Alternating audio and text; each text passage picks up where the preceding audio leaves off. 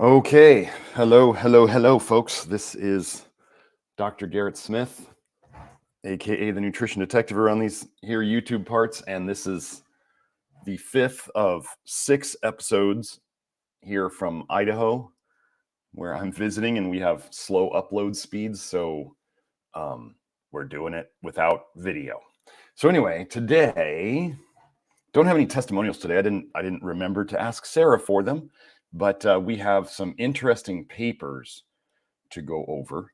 And yeah, so it's going to be stuff from the 60s and later on. You're going to see that they're desperately trying to prove that copper's important in people, but they really have trouble. So that's what today's topic is going to be about. We're going to head into those papers in a second. And then we're going to have if you guys have questions, we'll do the normal live chat. And for those of you who care to do super chats, you guys will be boosted to the top of the list, and we'll do those, and we'll just keep doing what we're doing. So I found this paper the other day. Let me go into it, and here we go. Joe, let me know when you can see it. We're good. Are we good, Joe? We're good. Okay, great. So Joe is going to post the link to this paper in the chat, and we had to find this paper on. Oh, so, no, actually, I want to thank Matthew, aka Good Texture on Twitter, for getting me this paper. I had trouble finding it. It wasn't on Sci-Hub, and I couldn't get into Yandex, and I was just trying to get it, and he found it for me, and he sent it to me. And this you're going to see why I was really excited to get this paper. So the title of it, The Question of Copper Deficiency in Man. And like I said, the PDF of this should be in the, Joe will be posting in the chat. And you can find it. You can find the abstract online. Actually, I don't even know if the abstract's online. So what I wanted to go over, some quotes from this paper. And then the next paper that we go over is going to be showing a lot of the concepts and principles that we use in terms of zinc and copper. So this should be fun.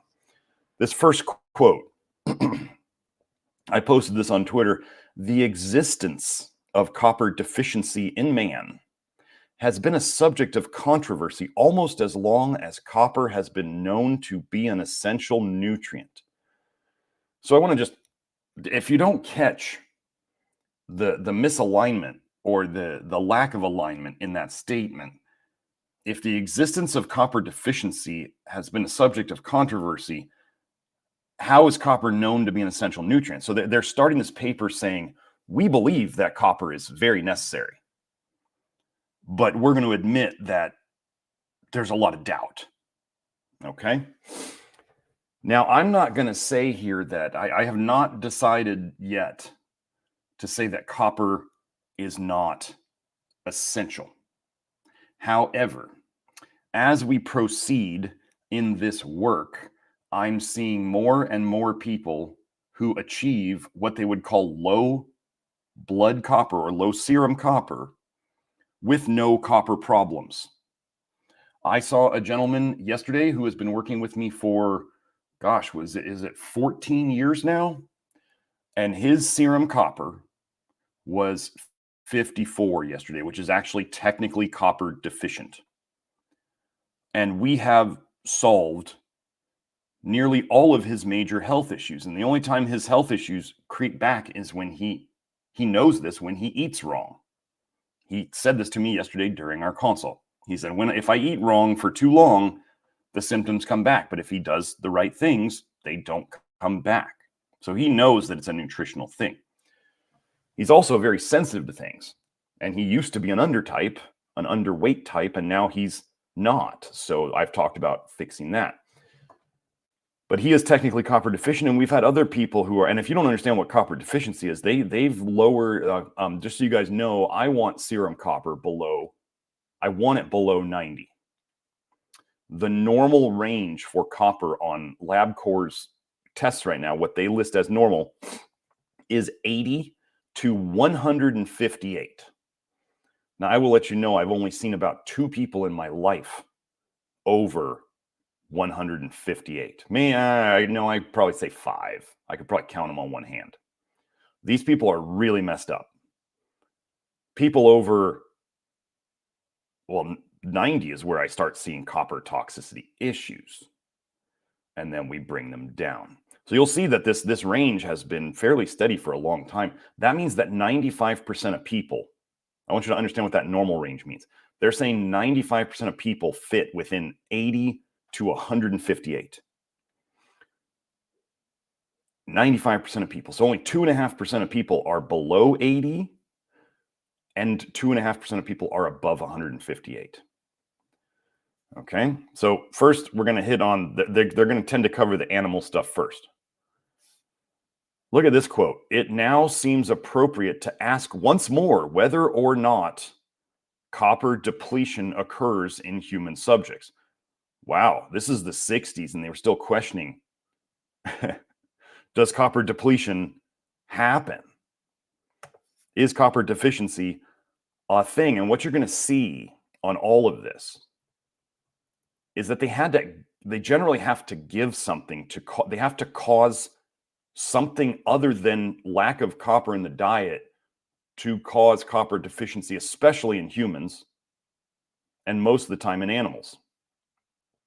Okay, so hypocupremia, when you're going to see this over and over in here. Okay, what is hypocupremia? That's low, hypo, copper, coop, emia in the blood. Okay. So the first detectable alteration that they're saying in copper deficiency is a decrease in serum copper. Notice they didn't say that there was symptoms.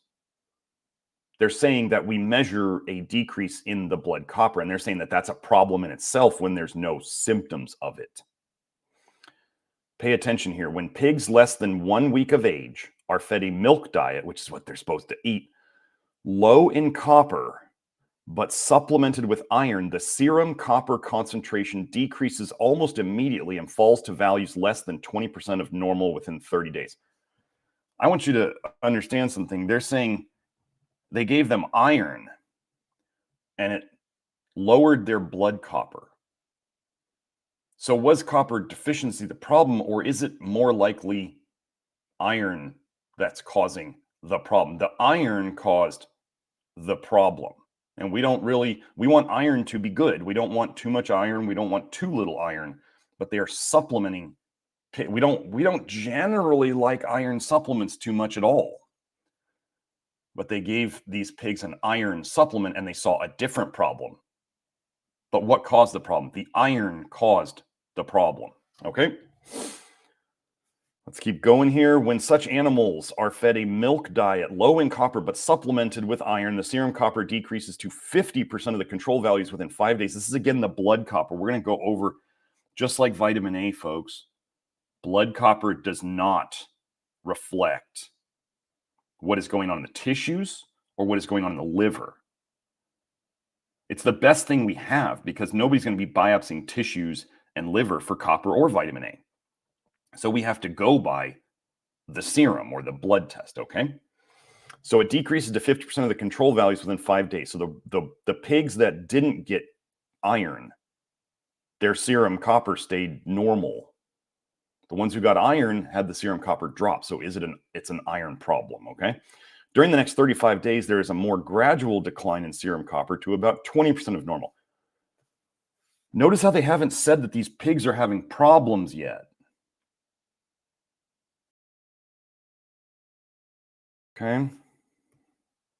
If you keep saying that copper deficiency is happening in the blood, but there's no symptoms, then what are we talking about?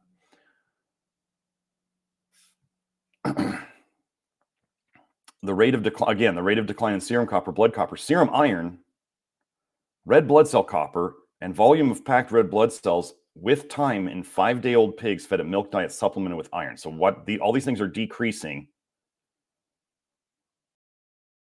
And they just keep going down, but they're giving them iron. Now let's go over here. Again, why are blood tests often not great? Here's what this figure is. The rate of decline in serum copper and liver copper in time in 200 gram Sprague Dolly rats fed a milk diet supplemented with iron. So watch this, right? The copper goes down down to 20% of the original of the control values. The liver copper drops, but then it goes back up. You see how these two are not correlating? This is like up around 65% of normal, and this is down to 20% of normal. There's a 45% difference between those.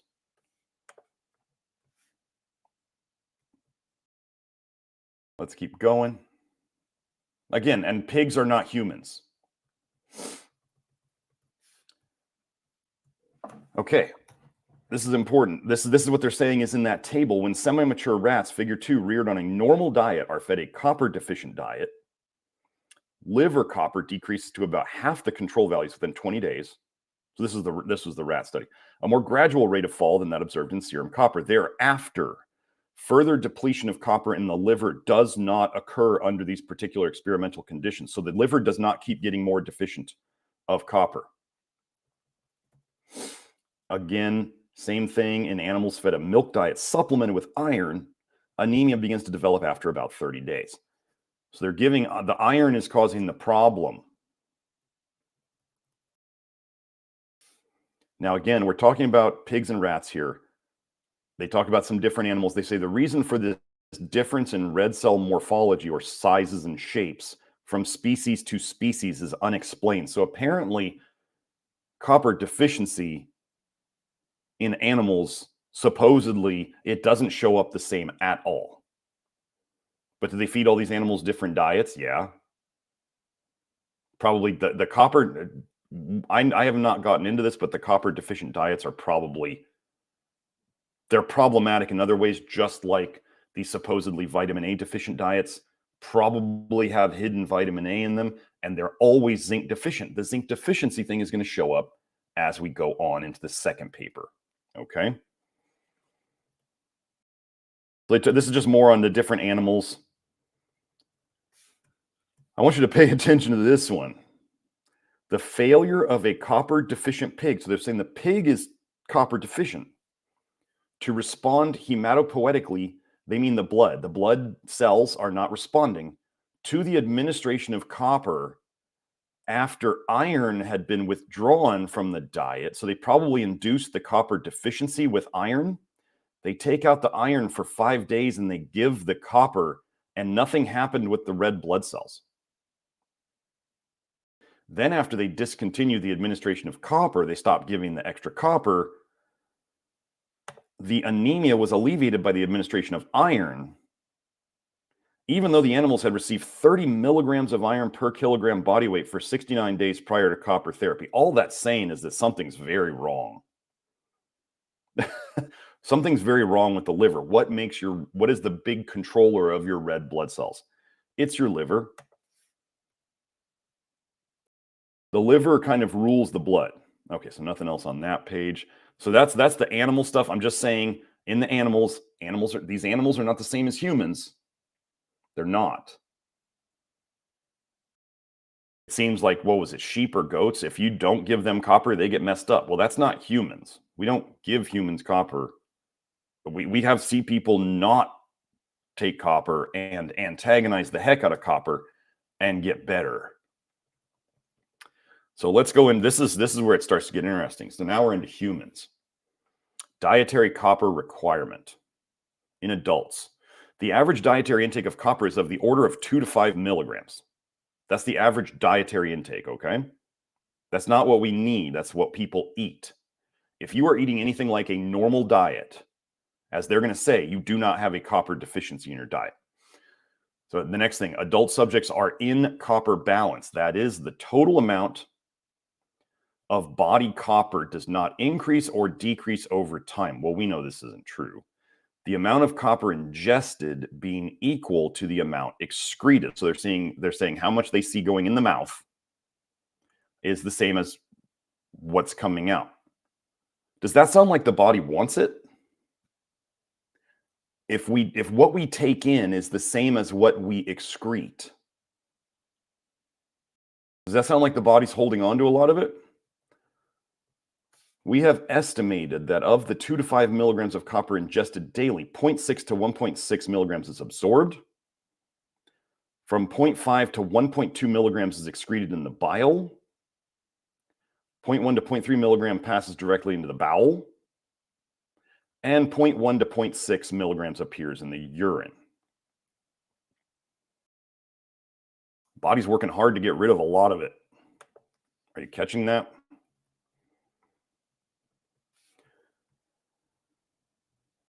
They're saying copper balance is maintained on an intake of about 2 milligrams of copper daily. Therefore, this amount of copper approximates the daily minimal requirement. Okay, as they're about to say, that doesn't make sense. However, it is possible that at lower levels of intake, adjustments may be made to reduce the excretion of copper from the body. This possibility has not been investigated.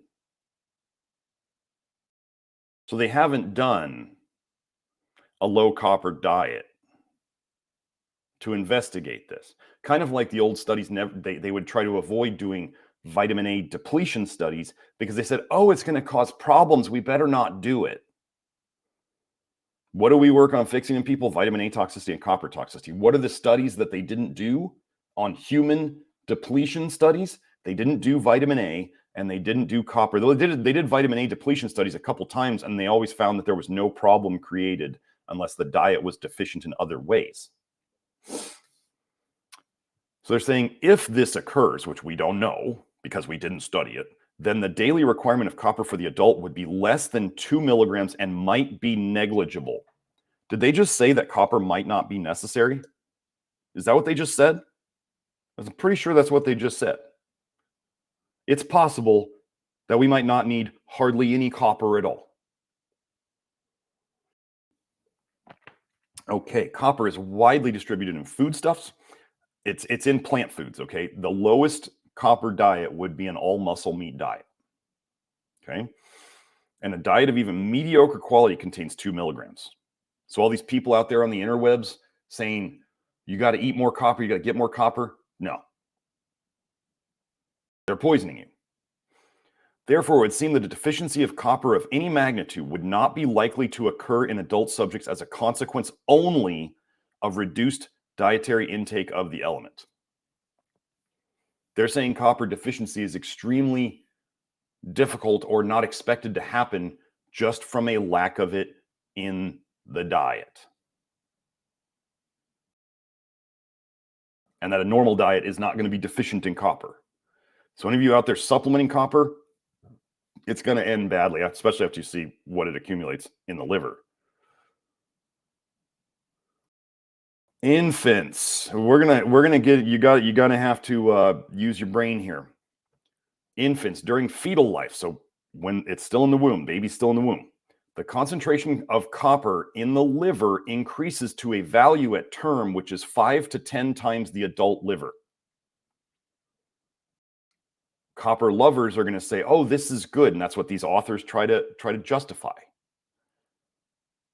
How many babies are being born jaundiced these days? The number's around 80%. Copper damages the liver. I'm going to thoroughly go over this. So I want you to understand this paper was in the 60s, which means this is a review of papers that came from before that. They're saying babies are born with 5 to 10 times the amount of copper in the liver. I'm telling you that we all inherited toxicity from our mothers from pregnancy. If I'm right and we are inheriting toxicity from our parents, especially the mother while we're in utero, and what also do we do? I would love to, actually, I didn't look up placenta. I should go look up, if somebody wants to do it, go look up copper in the placenta. Because the placenta is meant to be a disposable third liver for pregnancy. That's why you don't eat your placenta. It's a liver, basically. It's a liver made for pregnancy that is supposed to be disposed of. Don't eat it. So anyway, so let's say, imagine this. As you're going to see, the theory here in our world is that the new baby can handle extra copper in their liver. It's not good. It's just like vitamin A is in breast milk. Vitamin A is in breast milk as the mother is detoxing it into there. and the baby has kind of a fresh new liver and it can tolerate it, and then the baby can poop it out as it goes. Why do you think babies' poop is so full of bile and yellow and just nasty? Okay, so one of the ideas is that the baby is actually, in a certain way, a detox route for the mother. Because who do you need healthy to protect the life of the baby? You need the mother to be functionally healthy. If the mother's not healthy and the mother dies or gets sick, the baby's not going to be taken care of. So the nature does have to prioritize who it takes care of. And the baby is going to be under constant care, right? That's the way it's supposed to be. So what they say here, during the first year of life, the concentration decreases steadily. Okay. Values comparable to those in adults are not reached until the 5th year. They've started eating solids by then. They're eating normal copper amounts in their diet, and their liver's slowly filling up. They're saying, this is their explanation, thus it would seem that nature has provided a mechanism to prevent the development of copper deficiency during the period of life when little copper is provided in the diet. Really? Or is it a detox mechanism? The dietary requirements of infants for copper is difficult to estimate because of the large stores of copper which are present in the newborn. I don't know if you guys remember, I've said that there have been healthy infants born with 0 vitamin A in their liver. They've done, so what happened in that study? These babies died from another cause, like maybe a car accident or something. They didn't die from a disease. They died from some other cause, which is terrible, but it happens, right? So these babies died, and they actually did a liver biopsy on them, and they found that there was 0 vitamin A in these healthy babies who died of some other cause in their liver. So we start to see that maybe these things that they say are essential are not, because shouldn't a baby with no vitamin A in its liver, an infant, be sick? Shouldn't it be having eye problems? Shouldn't it be having skin problems? And it doesn't. So maybe this copper, we're going to think of it as maybe it's a detox route. And maybe the whole point is that the milk is low in copper. Why would mothers have low copper in their milk if the baby needs it? Why wouldn't the mother just put it in the milk? Why is it stored? For anybody who says that we don't store things in the liver, yeah, we do, and you didn't read the research. I would call 5 to 10 times the adult liver in concentration storing something or accumulating something.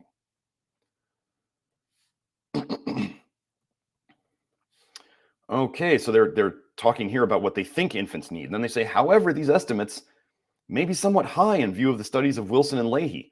These workers maintained 7 premature infants on a milk diet for 7 to 10 weeks, which provided about 0.015 milligrams of elemental copper per kilogram per day.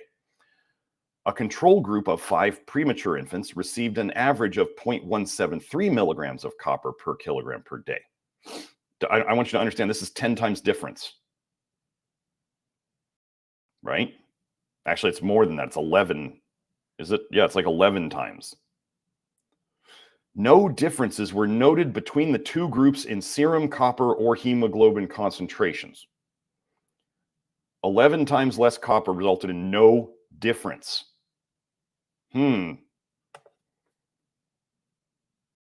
Okay.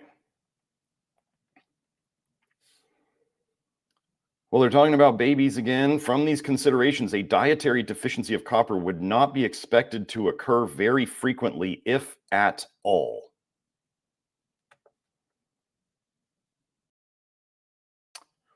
Possible mechanisms for the production of hypocupremia, low blood copper. Possible mechanisms, things that cause it.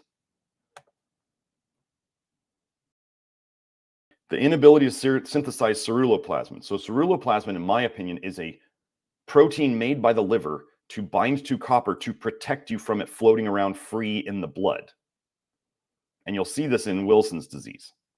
So if you don't make enough ceruloplasmin, what your body will do is it will hold copper in the liver to protect you from it, so you don't dump a bunch of copper out into the blood and hurt yourself more.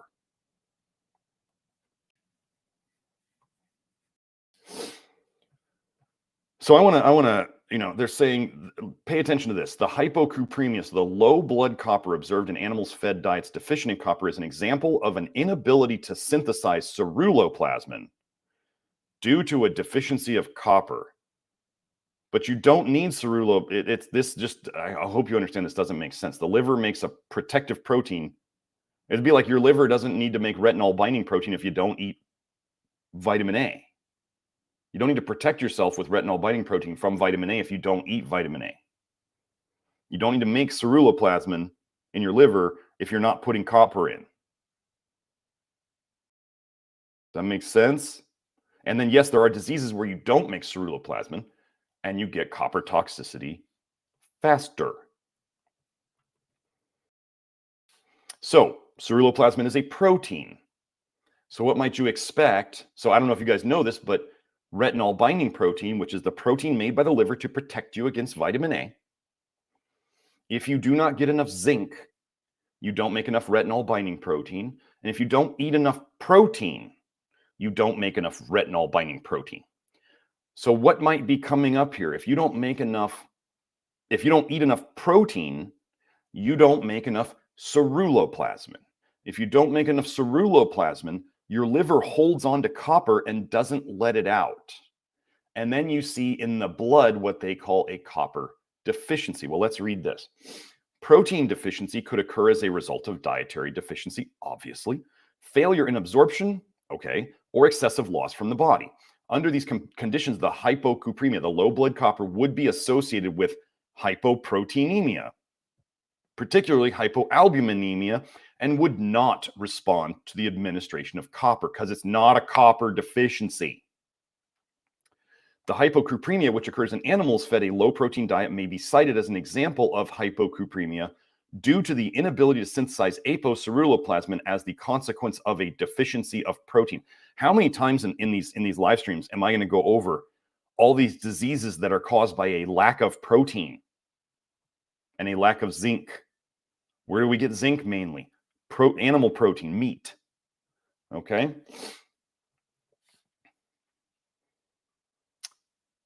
So again, is it copper deficiency? They say here the loss of erythrocytes, that's red blood cells from the body, like as in bleeding, reduces body stores of copper, since erythrocytes, red blood cells, contain 63 to 107 micrograms of copper per 100 milliliters of packed red blood cells. However, with chronic blood loss, iron usually becomes the limiting factor long before a significant depletion of copper occurs by this means alone. So what I'm going to tell you folks is that blood donations will take out some of your toxic copper, but they're not going to do a lot of damage. You can reduce ferritin really well with blood donations, but it does take out some copper. But like they're saying here, the copper depletion doesn't really happen from getting the red blood cells out and the ferritin out with a blood donation. Okay. Can't even cause copper deficiency with losing blood. The iron is the problem before. But then since you can lose copper with blood, and we assume, the thing I assume is that women with hormonal problems, especially heavy periods, well, what causes clotting problems and vitamin K deficiency? This has been gone over on this channel. Vitamin A toxicity will deplete your vitamin K, so then you get coagulation problems. So ladies, then you get heavy cycles. But what's another way of getting, and I associate women's menstrual issues with excessive copper. How could the body be getting rid of excessive copper with heavy bleeding? Well, by the heavy bleeding, right? The problem is you may be robbing Peter to pay Paul, where you're losing more iron than you are losing copper. But then what can you eat to get the iron back? Red meat. Does red meat have a lot of copper in it? No. What a weird way to fix a problem in a certain way. So, hypocupremia.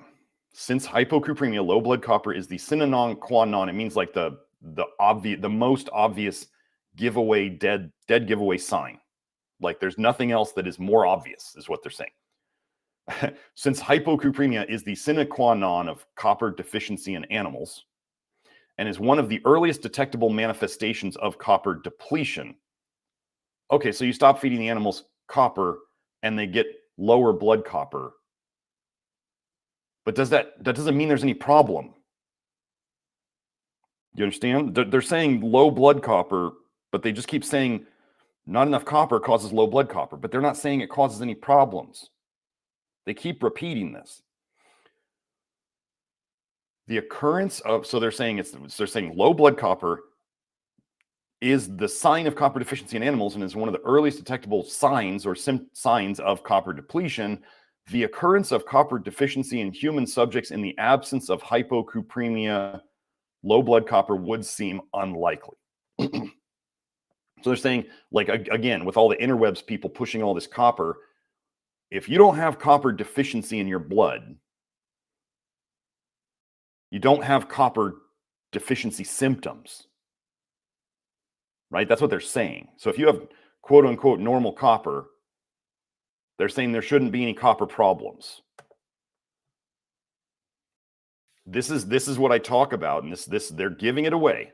The 95% limits for serum copper in normal adult subjects. This was back in 1964. In our laboratory are 81 to 147 micrograms per 100 milliliters.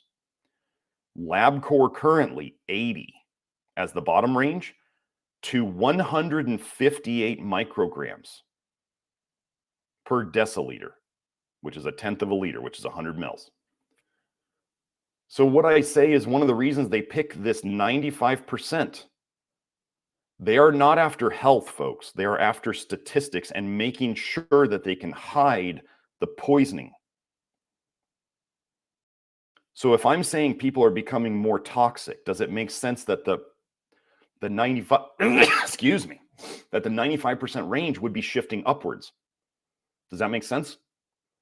If the population was becoming more copper toxic, does it make sense that the range that fits 95% of the people would shift upwards? Makes sense to me. Doesn't, if I say that copper deficiency is going, or sorry, that zinc deficiency is going up, would it make sense that the zinc range would be shifting downward? Yes. If you don't know, I want zinc 100 to 135 on a plasma test. You know that LabCorp's OK range for zinc goes down to 44. And I have only seen one person lower than a 44 in my practice, which means that the normies out there are having zinc deficiency like crazy. My people are obviously, by the time they're coming to me, they're probably eating meat and they're probably doing a lot of the basic things that I do. So we're not going to see it as bad on them. It's not, people who are coming to me are just not going to be as bad because they're already into health. They're already eating meat. They're already hopefully stopping their rat poison vitamin D3. They're stopping their vitamin A supplements. They're stopping nightshades. They're doing all these things that are good for them. So by the time they get to me, they're not going to be as bad. The serum copper level in infants is higher than in adults, and 90 micrograms per 100 milliliters may be taken as the lower limit of normal. Babies are more copper toxic. Yes, they are. That's what their liver says.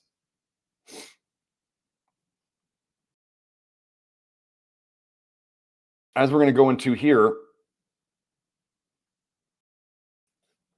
oh, that just, I think, highlighted because of this.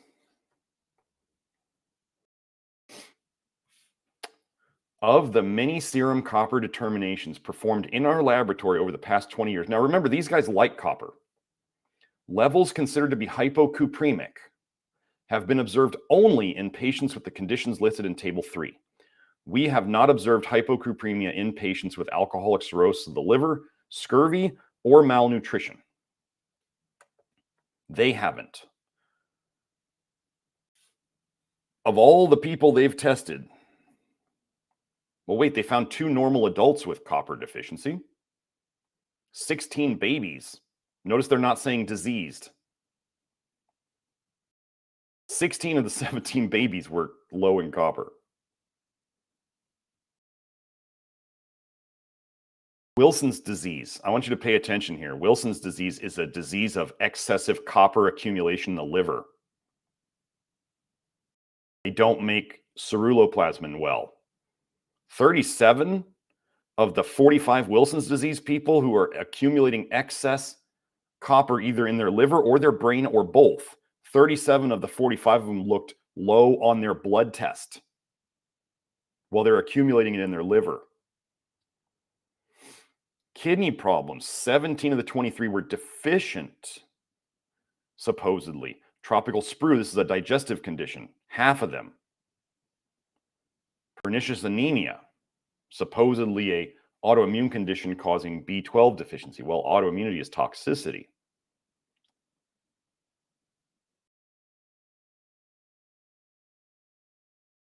So these guys have been looking for copper deficiency, and they only found that many. But you got to pay attention to that Wilson's disease one. The hypocupremia, the low blood copper of the newborn, is due to delayed maturation of apoenzyme. I believe they mean apoceruloplasmin, but they may mean something different. Apoenzyme synthesis, and not to copper deficiency, since, as already mentioned, the liver of the newborn contains 10 times as much copper as that of the adult. You need to all pay attention to this. They're saying that you can have, with the Wilson's disease thing and in newborns, that you could have low copper in the blood, while the liver is 10 times normal concentration. I don't understand why people keep coming to me after listening to this stuff and they go, but my blood tests are fine. Did you miss all the stuff I've gone over about how the blood test, if it's low, if you have somebody who is sick and they have low vitamin A or low copper in their blood, they probably have low protein intake. They probably have low zinc intake. They're probably sick in the liver in multiple ways. And this is getting stuck. The copper and the vitamin A is getting stuck in their liver. It's not coming out right.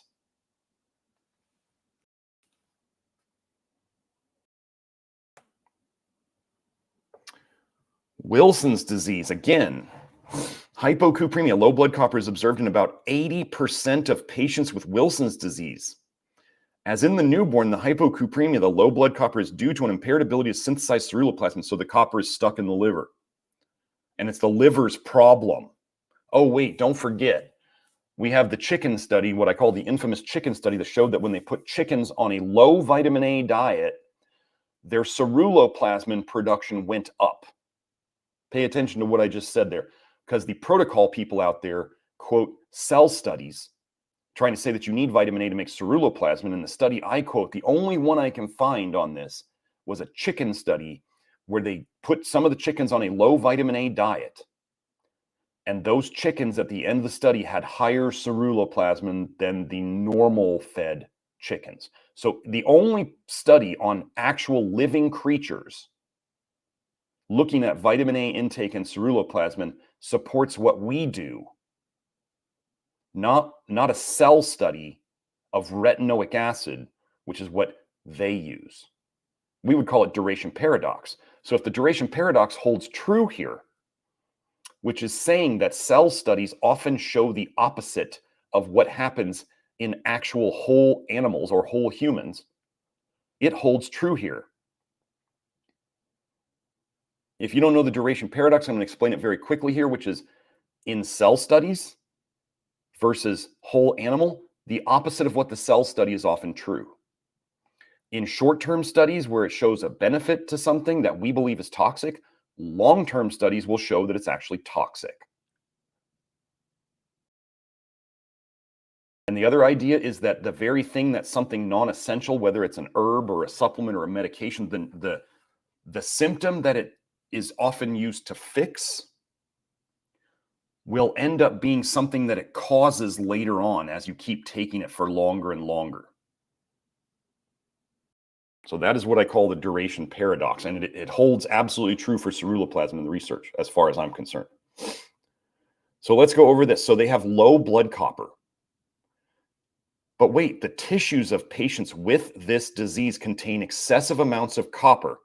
The excretion of copper in the urine is increased, and total red cell copper and erythrocuprine values are within normal limits. So wait, let me just make sure. There's low serum copper. Total red cell copper is normal. Whatever this protein is, erythrocuprine, is also normal. The blood looks absolutely normal. They're pissing out copper as quick as they can. Their tissues contain excessive amounts of copper. So if anybody says, oh, their ceruloplasmin is low, they're not delivering the copper to their tissues. You're wrong. You're absolutely wrong. And that's shown right here. It was shown back in the 60s. Don't ever give me the bioavailable copper bullshit. Don't ever even bring that up. That is a phony, fraudulent theory brought about by a guy who, I don't know, I guess he loves to poison people with copper. Bioavailable copper in the research, I found a couple papers that actually mentioned bioavailable copper, and one of them talked about bioavailable copper specifically as it related to toxicity, because bioavailable means you can get it into your system. That's what bioavailable means. So lead and mercury and cadmium that get into your system are bioavailable. That just means that it gets into your system. It doesn't mean good. It means that it gets into your system. So really pay a lot of attention to that. Since Wilson's disease is an inherited disorder, autosomal recessive, it has been suggested, although not yet proved, that the genes which control ceruloplasmin synthesis are abnormal. So let's go into this. So heterozygous, this means they only have one copy of the gene. We have observed 5 subjects heterozygous for the Wilson's disease gene with low serum copper levels. Again, same pattern. Similar observations have been made by others.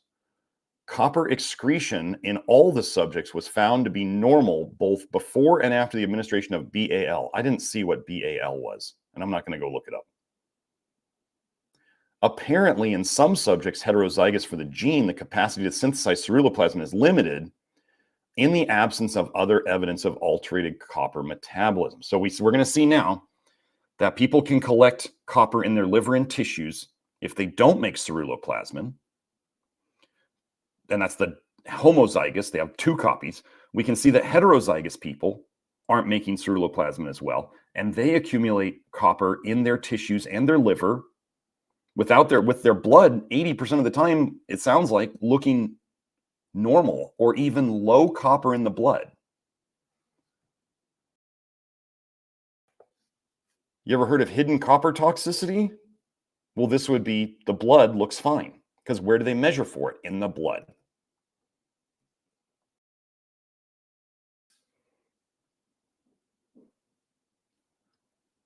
They're saying the frequency of heterozygote occurrence in the general population is 1 in 500.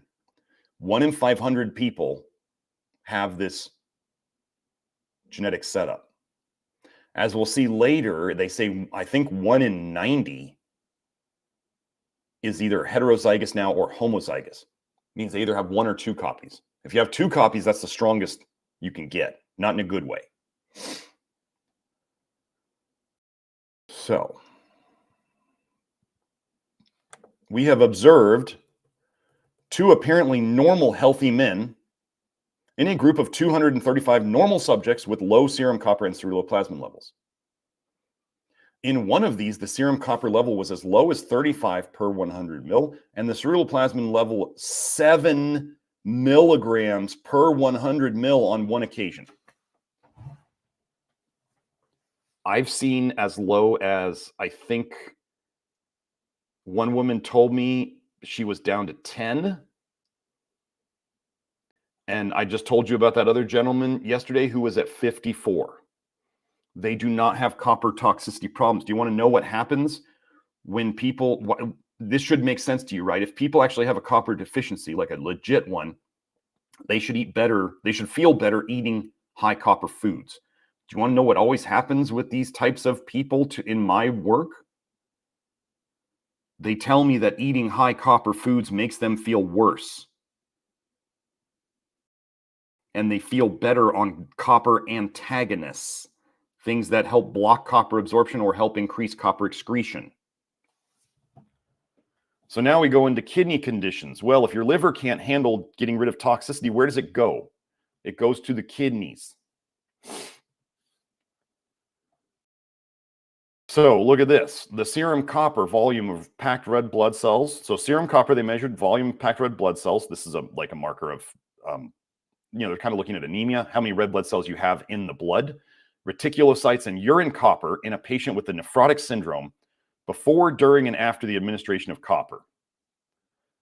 The hypocupremia, the low blood copper, was alleviated by the administration of copper, but a blood response was not observed. So they fixed his copper deficiency, but they didn't fix any of his blood problems. Weird. That's not how it's supposed to be, right?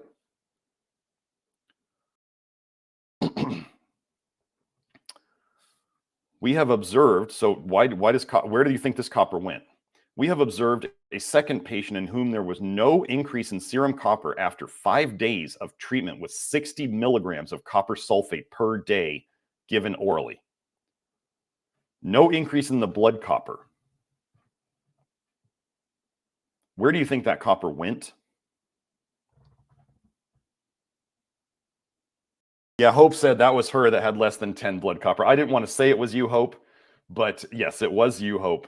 And Hope has been doing this a long time, and Hope has taken probably more copper antagonist minerals, supplements, than anybody else.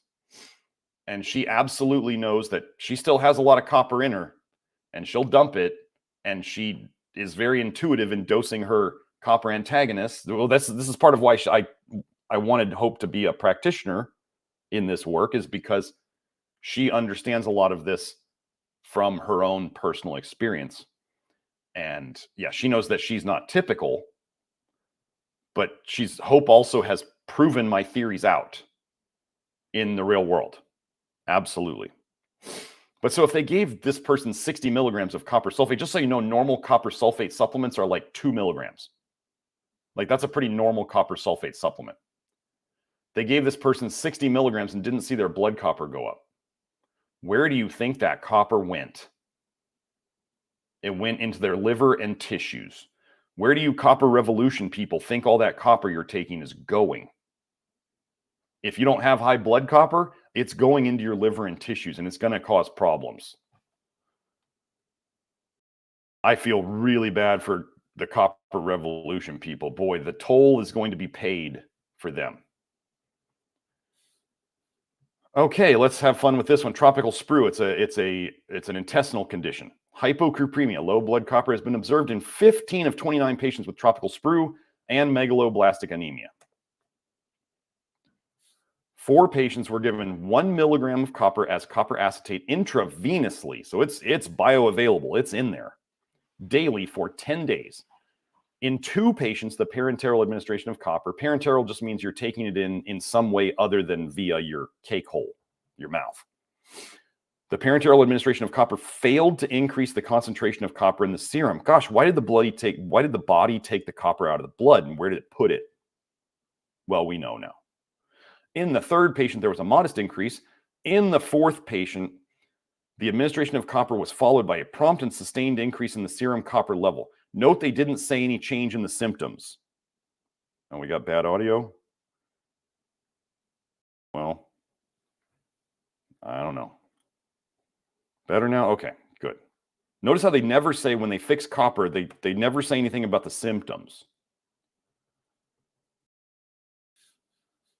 Let me just make sure there's nothing up there.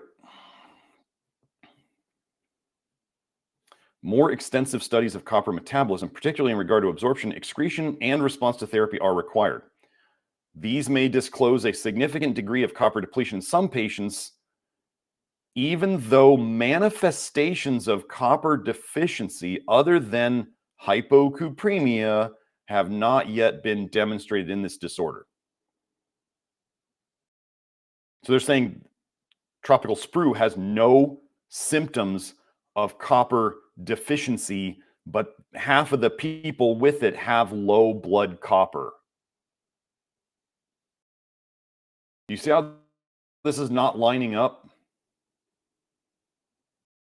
They want to do more research because they desperately want to prove copper is necessary and that people have copper deficiency, even though they're not seeing it. They're desperate to do it.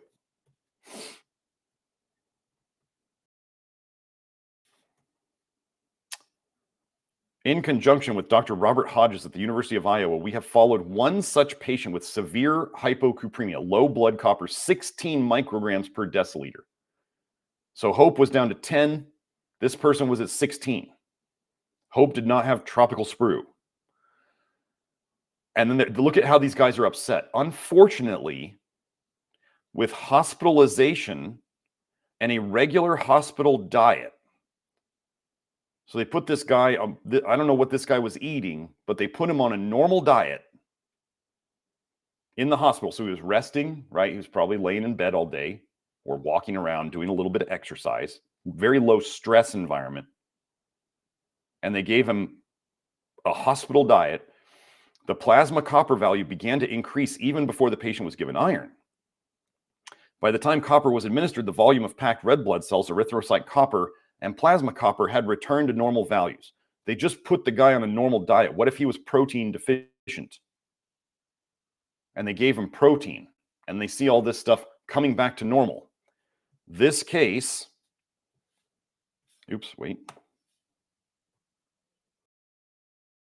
illustrate, oh God. I'll pay attention to this sentence. This case illustrates the difficulties in demonstrating a copper deficiency, even when such may exist. But what if it doesn't exist? Do you see how they're going into this paper trying to prove copper deficiency is a big deal, and they keep getting shot in the foot? Pernicious anemia. The concentration of copper in the serum of patients with pernicious anemia is usually normal or slightly increased. What do we call, so pernicious anemia is an autoimmunity. It's an autoimmunity to intrinsic factor, which helps you absorb B12. What do we call autoimmunity? Toxicity. Oh, you mean pernicious anemia people tend to have increased copper? What an interesting finding. However, we have observed 2 patients with classic Addisonian. Addisonian is, let me remember, Cushing's is too much cortisol. Addisonian is low cortisol. This is like severe adrenal fatigue.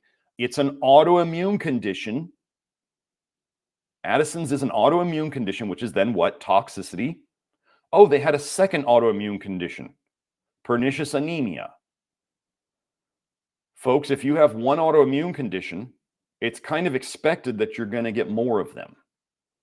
Because if you don't fix the toxicity at its root, it is likely getting worse, because as you become more toxic, your detox slows down. Wait, Joe, tell me which paragraph to reread where the audio was bad. So one autoimmune condition typically leads to a second one, and maybe even a third and a fourth one, because it is accumulating toxicity that is the cause of it. It's not your immune system becoming dumber and dumber. It's the toxicity getting worse because you don't know what the cause is, or you're taking medications that purposely slow down your detox to give you a slight improvement in your symptoms, while underneath it all, you're getting more and more toxic by slowing down detox. Okay, so however, we observed 2 patients with classic Addisonian pernicious anemia who had hypocupremia. Wow, 57 and 66. The serum protein concentrations were normal in both patients. Why these 2 differed from the remainder was not apparent clinically. So they had low blood copper, but their symptoms were no different from the other people with the same condition. They had no difference in symptoms. I love this paper because they keep trying to prove it. And they keep going, well, I guess it didn't show up. We want to find it, but it didn't show up. Okay, so let's go over bad diet. Cystic fibrosis of the pancreas. If you didn't know, the pancreas is connected to the liver via a bile duct. There's a bile duct. That's how your pancreas dumps its secretions into your intestines. It's via one of the bile ducts, the pancreatic duct. It's connected like a tree to the common bile duct. So bile can back up the pancreas and aggravate the pancreas, which is called pancreatitis. What do you think happens if you have pancreatitis all the time? Well, over time, you probably get cancer. Okay, Shahidi, Diamond, and Schwachman studied 2 infants with cystic fibrosis and edema, hypoproteinemia, low blood protein, anemia, hypopheremia, low blood iron, and hypocupremia, low blood copper. Okay. Yeah, I'll go back over that, Joe.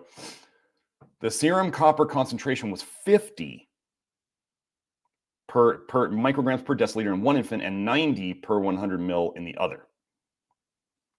They have all these problems. Now let's look at what caused it. Both had been fed soybean protein. And the investigators presented evidence that the hypoproteinemia was the consequence of faulty digestion.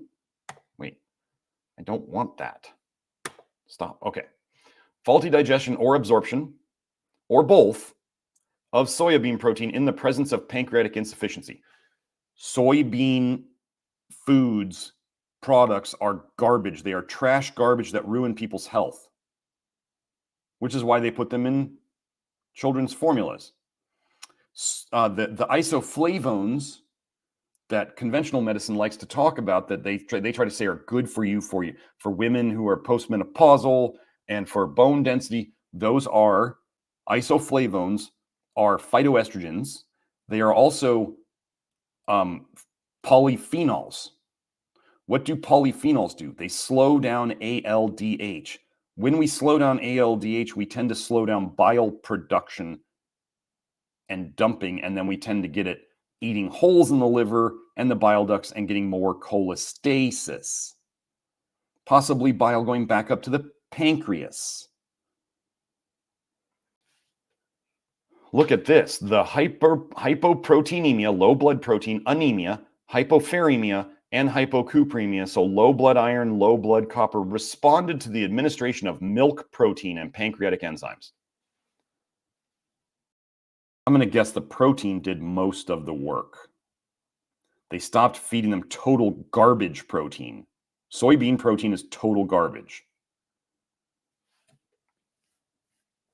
Antithyroid. Ugh. Slows detox. It's just terrible. But see, so they have these, and they fixed all the low blood copper, but that was done by fixing protein. Again, they talk about low protein. The hypoproteinemia, anemia, hypopheremia, and hypocupremia in these infants were similar to those observed in animals fed a low protein diet. Soybean protein is garbage. Let me go back up to read again what Joe was saying. Oh, you guys had the audio was just fine. Okay, so that's great. Let's go to the next one. Quash your core. This is basically protein energy malnutrition. So not enough protein, not enough calories. But definitely, I may have that wrong, but it's definitely protein deficiency, as you'll see. It's a protein deficient diet. And protein deficient diets have been shown to cause quote unquote vitamin A deficiency. And now you're going to see that it causes so-called copper deficiency. And what also is a protein deficient, a muscle meat deficient diet deficient in? Zinc. Serum copper levels of 30 to 86 micrograms per 100 mil, so 8 micrograms per deciliter, that's what we use here in Merca on our labs, have been observed in malnourished children with hypoproteinemia, kwashiorkor, from the Philippines, Guatemala, Nigeria, and India. Apparently, these children ingest diets deficient in protein. They try to throw in low in copper. Low in copper. They didn't say deficient in copper. They said low in copper. So they know that it's deficient in protein, but they're trying to throw that copper in there.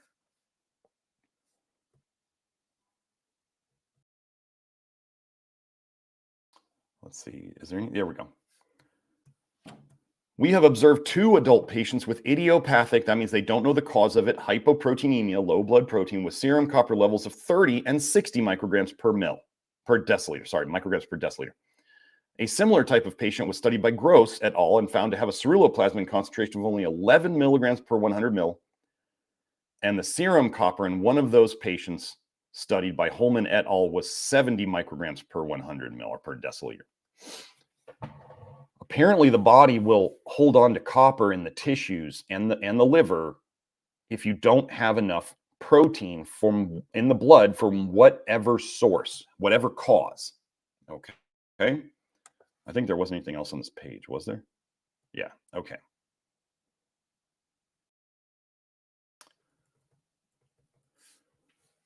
From these studies, it would seem logical to conclude that the anemia observed in association with hypocupremia and hypoproteinemia is due to iron deficiency, possibly protein deficiency, and not to copper deficiency, since the anemia responds to therapy with iron in the absence of copper.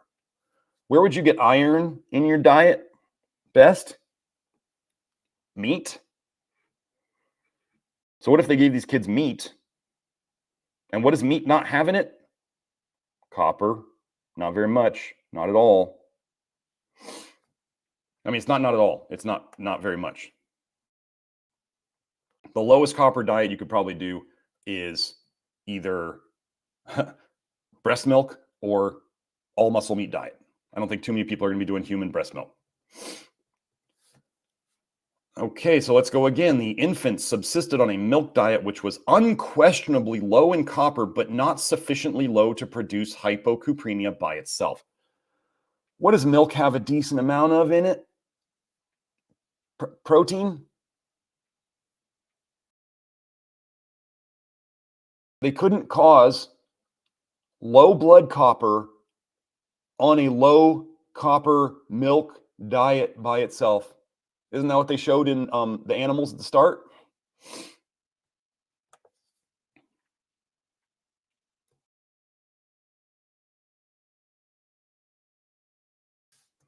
Okay, pay attention to this. It is interesting that in all the other conditions listed, hypocupremia, low blood copper, is associated with hypoproteinemia.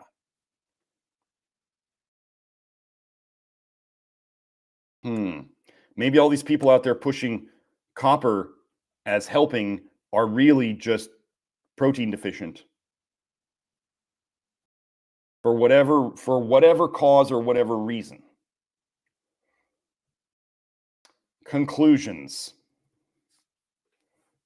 After all of that, and they desperately want to prove that copper is necessary and good and you need plenty of it, it is unlikely that copper deficiency occurs in man solely, alone, for the only reason as a result of a dietary deficiency of copper. In all the conditions associated with copper depletion, hypoproteinemia has been observed. And then they could probably give these kids meat or protein or iron or zinc, and they'd see the low copper go up. I'll explain the low copper going up in the next paper.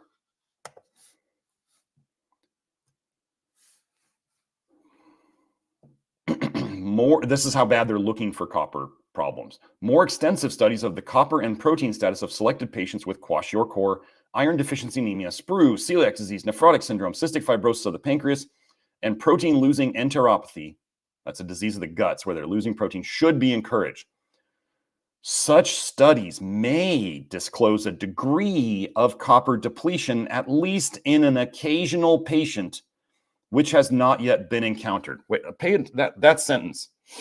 Such studies may disclose a degree, some amount, some small amount, maybe, of copper depletion, at least in an occasional patient.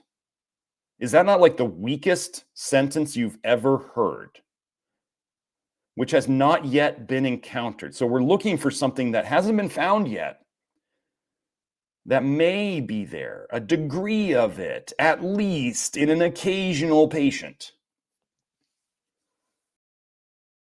They wrote this whole paper and they're like at the end going, gosh, can we please find something to back up what we're saying? Please? So that's that paper. The supply of copper is not rate limiting. That's just a fun little thing right there. Oh, how much copper you have is not the thing that controls that. Anyway, let's go to the next paper. Okay. Joe, can we see it? Nope, that's too big. Yes, okay. I will make this bigger once we're on the second page, I think. So from the abstract, this is kind of the summary of what we're going to go through. As the central organ of copper homeostasis in vertebrates, we are a vertebrate. Copper homeostasis means keeping it in balance. Not too high, not too low, supposedly. The liver has long been associated with copper storage disorders, including Wilson's disease, heritable, so genetic human copper toxicosis, idiopathic copper toxicosis, so they don't know what causes it, and endemic Tyrolean infantile cirrhosis.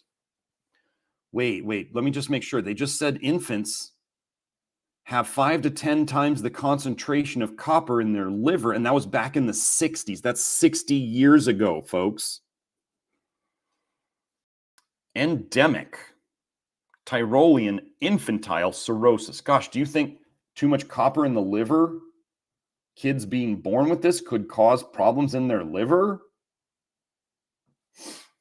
Copper imbalance is also associated with chronic liver diseases. So notice how they call it copper imbalance, that arise from hepatitis viral infection or other liver injury. Well, I did a whole show on hepatitis and how that connects to toxic bile theory and toxicities and deficiencies and all that stuff. I'm not promoting the hepatitis virus here. What I'm promoting is that viruses are a toxicity state just like autoimmunity. Whatever they call viruses. The labile, I believe that means easily changed. The labile redox characteristics of copper is often discussed as a primary mechanism of copper toxicity. So they're talking about copper oxidizing things because copper oxidizes. Copper, that doesn't mean it's good for your detox system. We need to have a balance of oxidation and reduction, which is redox, reduction, oxidation. The easily changeable reduction oxidation characteristic of copper is often discussed as the primary mechanism of copper toxicity. So they're trying to say it oxidizes things. However, work emerging largely from the study of Wilson's disease model suggests that copper toxicity may have specific biochemical consequences that are not directly attributable to redox activity. So they're saying copper toxicity has mechanisms they haven't figured out yet. So for all the people who are like, what is the copper doing? I can't find it in the research. What is it doing? They're saying they don't know, but they can see the damage. This work reviews copper toxicity with focus on the liver and proposes that copper accumulation means storing with a focus on the liver. Copper accumulation, liver, copper storage in the liver specifically impacts zinc-dependent processes. Copper toxicity gets in the way of zinc. The prospect that copper toxicity has specific biochemical impacts that are not entirely attributable to redox may promote further inquiry into copper toxicity in Wilson's disease and other copper-associated disorders. Let me look at when this paper was.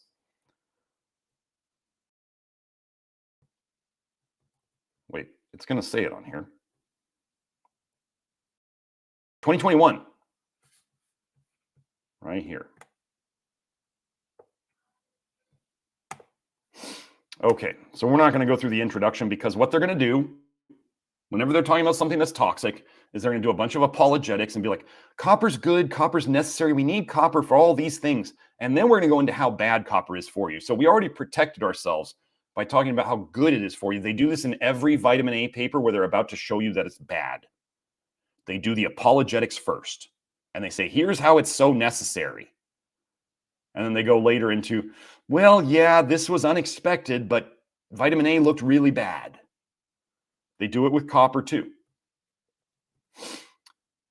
Given its unique anatomical location and microcirculatory anatomy, the liver is a master regulator of nutrient metabolism, including copper. The absorption, uptake, export, and transport of copper are tightly regulated. Why would we need to tightly regulate a toxin? Why would the liver not let out copper if it can't protect you from it with proteins? Does that make sense now after you see that last paper? The liver will take the hit for you because excess copper in the blood causes all sorts of problems. Our clients see it all the time. So some of you are familiar with metallothionein. Metallothionein is a protein your body makes to protect you from toxic metals. Interesting.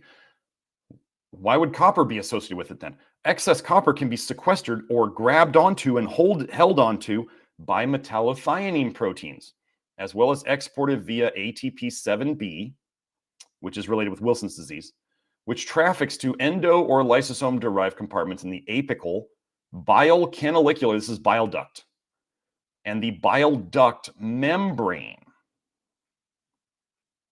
You can store copper in your bile duct membranes. Does that sound like your liver's trying to do whatever it can to stop it from going into your circulation? So like when it dumps it out in the bile, it can even store it in the bile ducts. Do you think that damages the bile ducts? Yes. Alternatively, copper exits hepatocytes' liver cells. Copper leaves liver cells via the basolateral membrane as a cofactor of the peroxidase ceruloplasmin. So that's one way that the liver cells can get rid of copper is via ceruloplasmin. Blood circulating copper can be acquired or stored, accumulated by other tissues, including the brain, kidney, heart, connective tissue, and pancreas.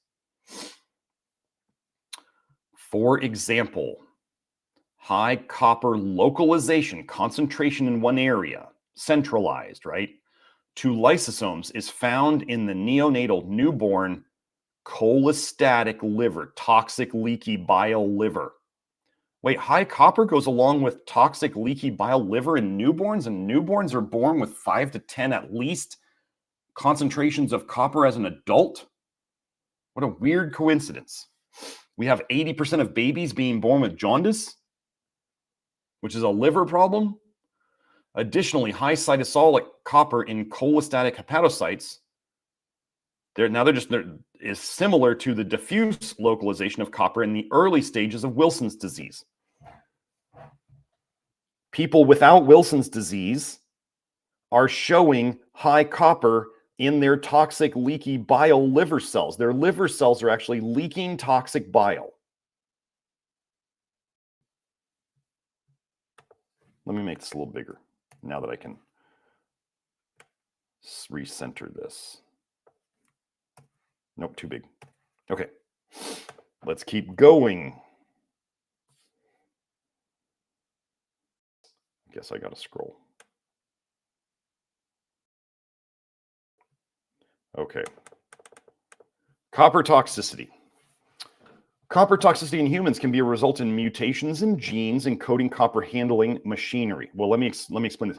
If you have a genetic problem with getting rid of copper, like if your copper detox sucks, you have to work harder. That's what it means. It doesn't mean you're stuck with the problems forever. It means that you need to make sure you fix the toxicity, which would mean the intake. And it also means you need to get the nutrients, as you're going to see with zinc, that counteract the toxicity.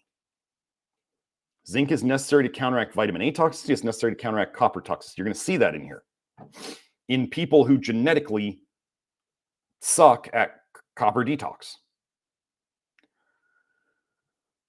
All genetics means is that you have to work harder. The same problems can happen in other people who don't have the genetics.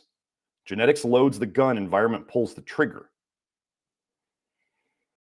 Okay, environmental exposure, typically via consumption. Oh, you mean like copper water pipes and copper cups? And I was at Costco yesterday and I saw the copper back brace and the copper knee braces. Oh, do you think putting copper on your skin all day for your achy joint is going to put copper into your system? That's the whole point of it. It's touching your skin, you're absorbing it. You trading a little bit of joint pain by poisoning the area, it's slowing down, putting toxicity in the area, slowing detox. You getting some joint pain relief is poisoning your liver. Or a combination of causes. Elevated copper levels are also associated with liver injury. That's cholestatic toxic leaky bile damage due to viral infection. Wait. Or cholestatic disease. So they're trying to say it's associated with toxic leaky bile. They're saying the viral infection or the cholestatic liver disease caused it, but what if the copper levels are what caused it? What if they put the cart before the horse? Copper is expected to promote oxidative damage. However, it is not clear that this is the primary cause of toxicity. There may be something worse. Studies in animal models suggest that in response to excess copper, cell redox buffering may mitigate acute oxidative stress. It may help prevent some of the damage, yet fail to compensate for ancillary or other biochemical impacts, such as altered lipid metabolism. Wait, you mean like cholesterol and triglycerides? Impaired transcriptional activation or mitochondrial fragmentation. Wait, you mean copper causes mitochondria to break apart? Bearing these observations in mind, the objectives of this review are as followed. Provide an overview of copper toxicity in humans and animal models. Examine evidence that copper toxicity has specific molecular consequences independent of copper-induced oxidative damage. And 3, propose a model where copper selectively impacts zinc-dependent molecular machinery, including zinc-containing transcriptional activators and enzymes with zinc cofactors. I'm going to tell you right now, if you have copper toxicity, I'm going by my standards, I will always give you zinc, because if you have copper toxicity, effectively you have a zinc deficiency, even if your test looks okay, and you're going to see that here. I'm going to have tons of my concepts and principles demonstrated or even theorized by these researchers in this paper. So, coinkydink here, elevated serum copper along with iron. Okay, folks, do not do what some other very misled people on the internet are suggesting. Do not try to detox copper with more iron. Don't poison yourself with one mineral to try to get rid of another. I'm going to tell you that, and Hope could tell you this, and Kelsey could tell you this, and Nathan can tell you this. When you see elevated, you're going to, 90% of the blood and hair tests that we do, you're going to see high copper and high iron together. High ferritin and high copper. They come together all the time. Don't try to give one to counter the other. It's like people they hear that vitamin D and vitamin A are antagonists. And so then they think if they have vitamin A toxicity, they're going to take vitamin D to antagonize the A. No, you store the vitamin A and then you store the vitamin D and then you get toxicity of both. Do not. People out there trying to do this, they finally understand that vitamin A is toxic, but they're telling people to take calcium and iron and copper and iodine and boron. They're going to ruin people. And they're going to find it out later. Hopefully they're smart enough to figure it out, but their people are going to pay a price. And they're going to pay a price too. Hopefully they figured out. They'll hear my little voice in the back of their head going, "You messed up. You done did it now. Now you're super toxic." Elevated serum copper along with iron, because we store both of them in the liver. And if the liver gets damaged, your detox is slower and you collect more of these things, has been reported in patients with hepatitis C virus with significant increases in cirrhotic patients. So liver cirrhosis, high copper, high iron. You do realize that something had to lead to cirrhosis, right? It's not just like, oh, you have cirrhosis. Oh, here's the elevated serum copper and iron. The thing was progressing along the way. Why do they call it silent liver disease? Because doctors are terrible at finding it. Probably because their ranges suck and have nothing to do with health. Increases in serum transition metals have also been studied in Hep B virus cases at various stages of the disease, finding that Hep B virus patients with hepatocellular carcinoma, okay, so now we got liver cancer and hepatitis B, had increased serum copper, but decreased zinc, iron, and selenium levels compared to a control group. Wait, so what do we do in our program? What minerals do we like? Oh, we like zinc and we like selenium. And we try to get iron normal. What do we fight against? Copper. What a weird pattern to find in hepatitis B, which is a virus, which is toxicity and deficiencies. What a weird pattern.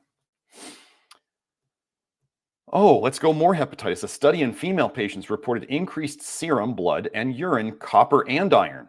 So it's in the blood and they're trying to desperately pee it out in viral hepatitis A and B and C and D and E. while the strongest metal associations with hepatitis viruses were significant copper increases in the hair of viral hepatitis A and B and C. Viruses are toxicities and deficiencies. That's what they are.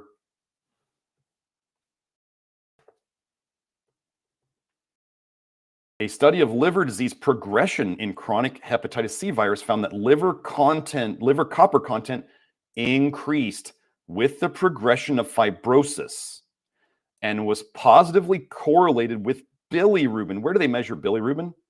Serum bilirubin? What is bilirubin? What's a better way to say it? Bilirubin.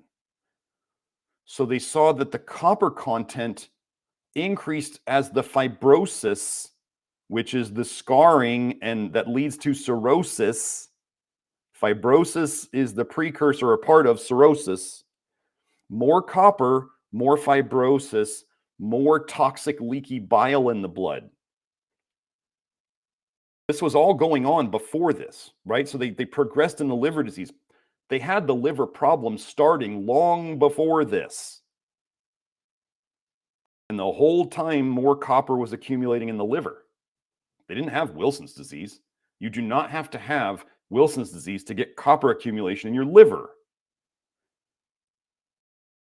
A histological staining analysis, they looked at a biopsy of the liver in chronic active viral hepatitis, reported that copper and iron deposits was associated with lower proliferative capability. They couldn't make new liver cells as well.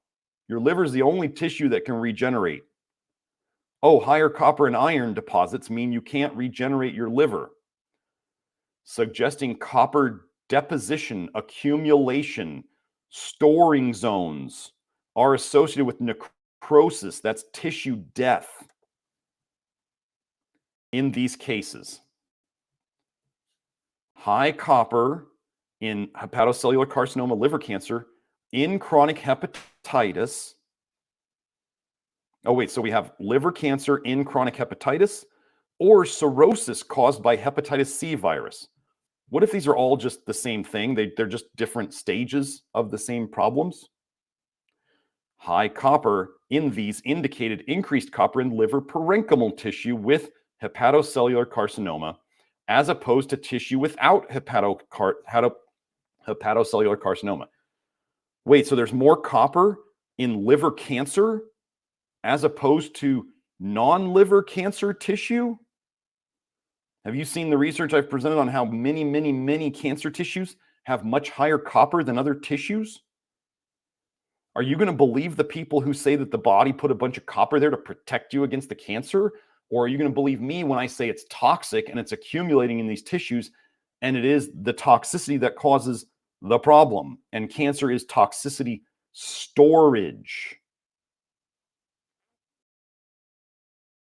And as your liver becomes more damaged, you leak more toxic bile into the bloodstream via the liver itself, the bile ducts, the intestines, the stomach.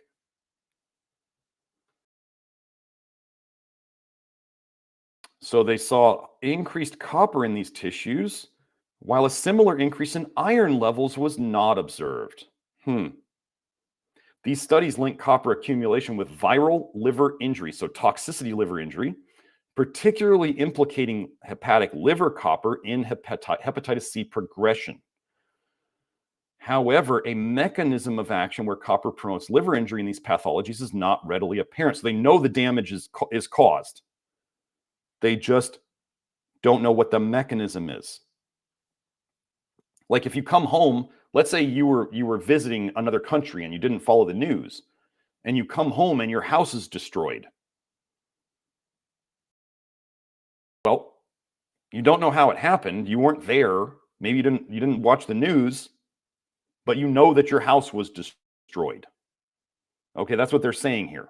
You can go and try to investigate and find the mechanism, which is what they're going to do. Okay. I tell people excess copper will cause cholestasis, toxic leaky bile. Copper and liver disease, cholestatic liver disorders. Liver copper accumulation can result from cholestatic liver disorders. When you are leaking toxic bile into your bloodstream, It's going into your bloodstream. Some of it's leaving via the kidneys, and it's accumulating in your kidneys. We're going to see that. So some of it's accumulating in your kidneys, but that also means that bile that didn't go out in your poop well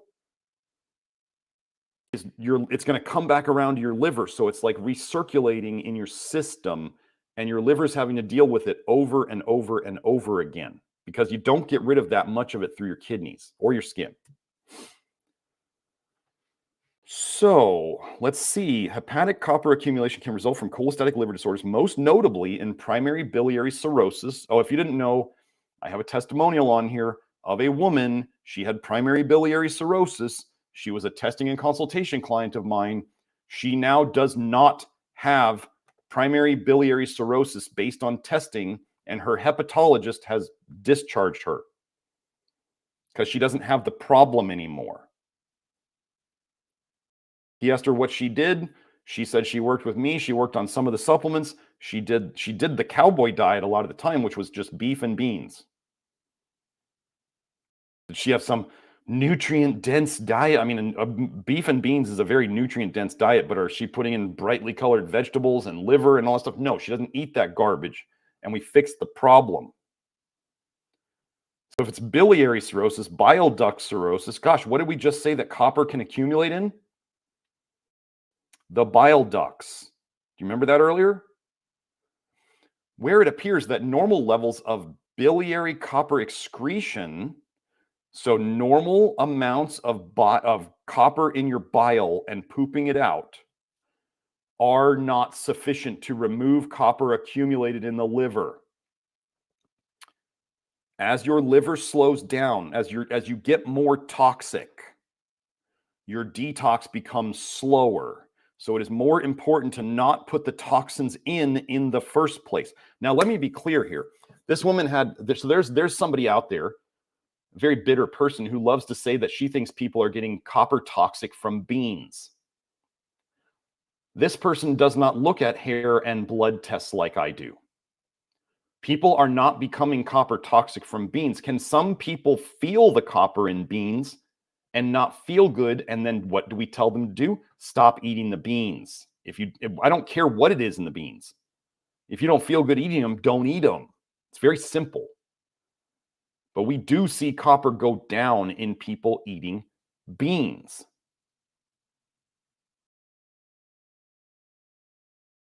Okay, and this person fixed primary biliary cirrhosis, where they know there's a ton of copper in the liver and the bile ducts,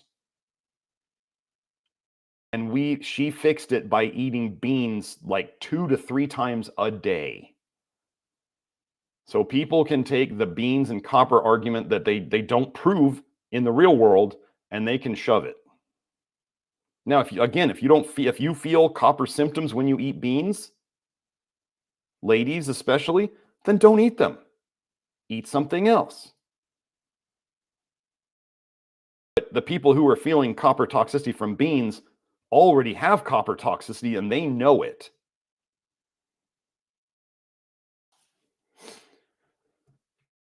Okay, pay attention here. Treatment with D-penicillamine, which is supposed to grab onto copper mainly, has been tested in primary biliary cirrhosis as a copper depletion strategy. However, D-penicillamine was not found to be effective in reducing accumulated hepatic copper or mortality risk, so it didn't work. We don't use D-penicillamine. Okay, copper toxicity from excess consumption. Acute copper toxicity from consumption is not well understood in humans. The literature includes a number of case reports documenting acute toxicity from the ingestion of copper-laden beverages, with many cases exceeding 20 grams. That's a lot. A series of cases reporting chronic this is acute. So they talked about acute chronic copper poisoning due to tap water contamination. Copper cups, copper vessels, copper water pipes. These studies were actually on copper water pipes. Revealed largely gastrointestinal symptoms, so their gut, and excess non-ceruloplasmin copper in blood and urine. So free copper, which is the worst.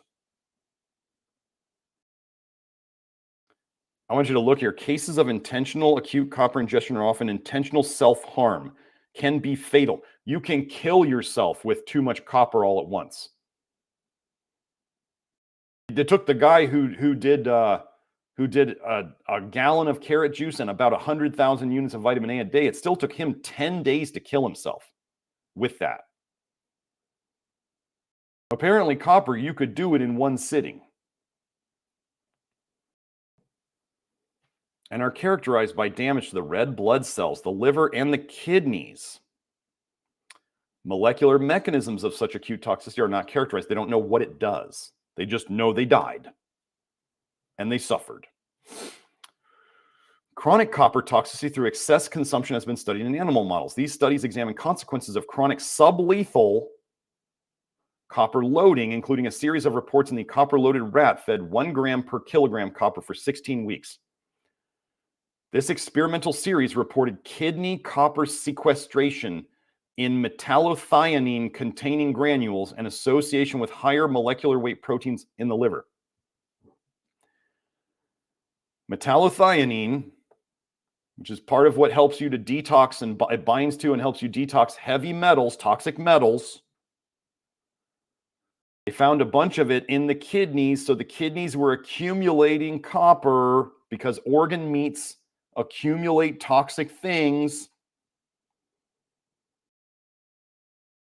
Increases in circulating blood and urinary copper and metallothionein were reported, suggesting a non-bile route of excretion may be activated by excessive copper. Well, okay, so they're not understanding cholestasis here, because if you leak toxic bile into your blood and that toxic bile has copper, what is, those of you who have been here a long time know what the next thing it tends to hit is, the next detox route. It's the kidneys. How do the kidneys get rid of it? The urine. So how does the copper get to the kidneys? Via the blood. So they just said increases in circulating. Okay, so we're seeing higher copper in the blood because the toxic leaky bile is leaking into the blood. So we see more copper because of the toxic bile in the blood, and it goes to the kidneys, and the kidneys filter it out and put it in the urine. So you see higher in the blood and higher in the urine as the body desperately tries to get rid of this toxicity. That's the non-biliary. It's not a non-biliary route. It's the bile. It's absolutely the bile. But there may be another route that the body can use to get rid of copper. Work in a diabetic versus, if you haven't seen my diabetes live stream, you probably should. Work in a diabetic versus non-diabetic male rat model treated with a 30-day regime of 10 or 60 milligrams per kilogram copper per day via gastric tube. So this is still parenteral nutrition. It's not eating it. They put a tube in the stomach. Reported adverse copper-induced changes to serum lipid profiles like cholesterol and triglycerides, and decreased antioxidant enzyme activity. Well, glutathione is one of these. Glutathione is one of your natural antioxidant enzymes. So is superoxide dismutase. Activity with greater susceptibility in diabetic rats, indicating that copper toxicity may be augmented by diabetes. Okay, you can go watch that diabetes thing. You'll find that diabetics have higher copper in their blood and more bile in their blood. The diabetes, and then you remember how I just said that the pancreas can have bile. It's connected via the bile ducts. So if you have bile going back up into the pancreas, do you think that's damaging your pancreas and causing your pancreas not to work as well, which would then look like diabetes? Is it a pancreas problem, or is it at its root a liver and toxic bile problem? So is it the diabetes that's augmenting it, or is it that the same root cause is just showing up in more and more breakdowns of the system? This is like when they say the COOF people who had the more pre-existing conditions were more likely to croak. Why is that? Because they were already more toxic. They had more health conditions. They're more toxic. They have more toxic leaky bile. So if and when they got a quote unquote detox, a flu, they had more toxicity to dump in their system, and they're going to have bigger problems. Similarly, mice fed a range of 0 to 16 milligrams per kilogram a day of copper via gavage, that's shoving it in their throat, exhibited inflammatory responses and liver injury in response to copper administered above 4 milligrams per kilogram per day. So there was a dose 4 milligrams and above caused inflammatory responses and liver injury, whereas I'm guessing 3 milligrams and below didn't. In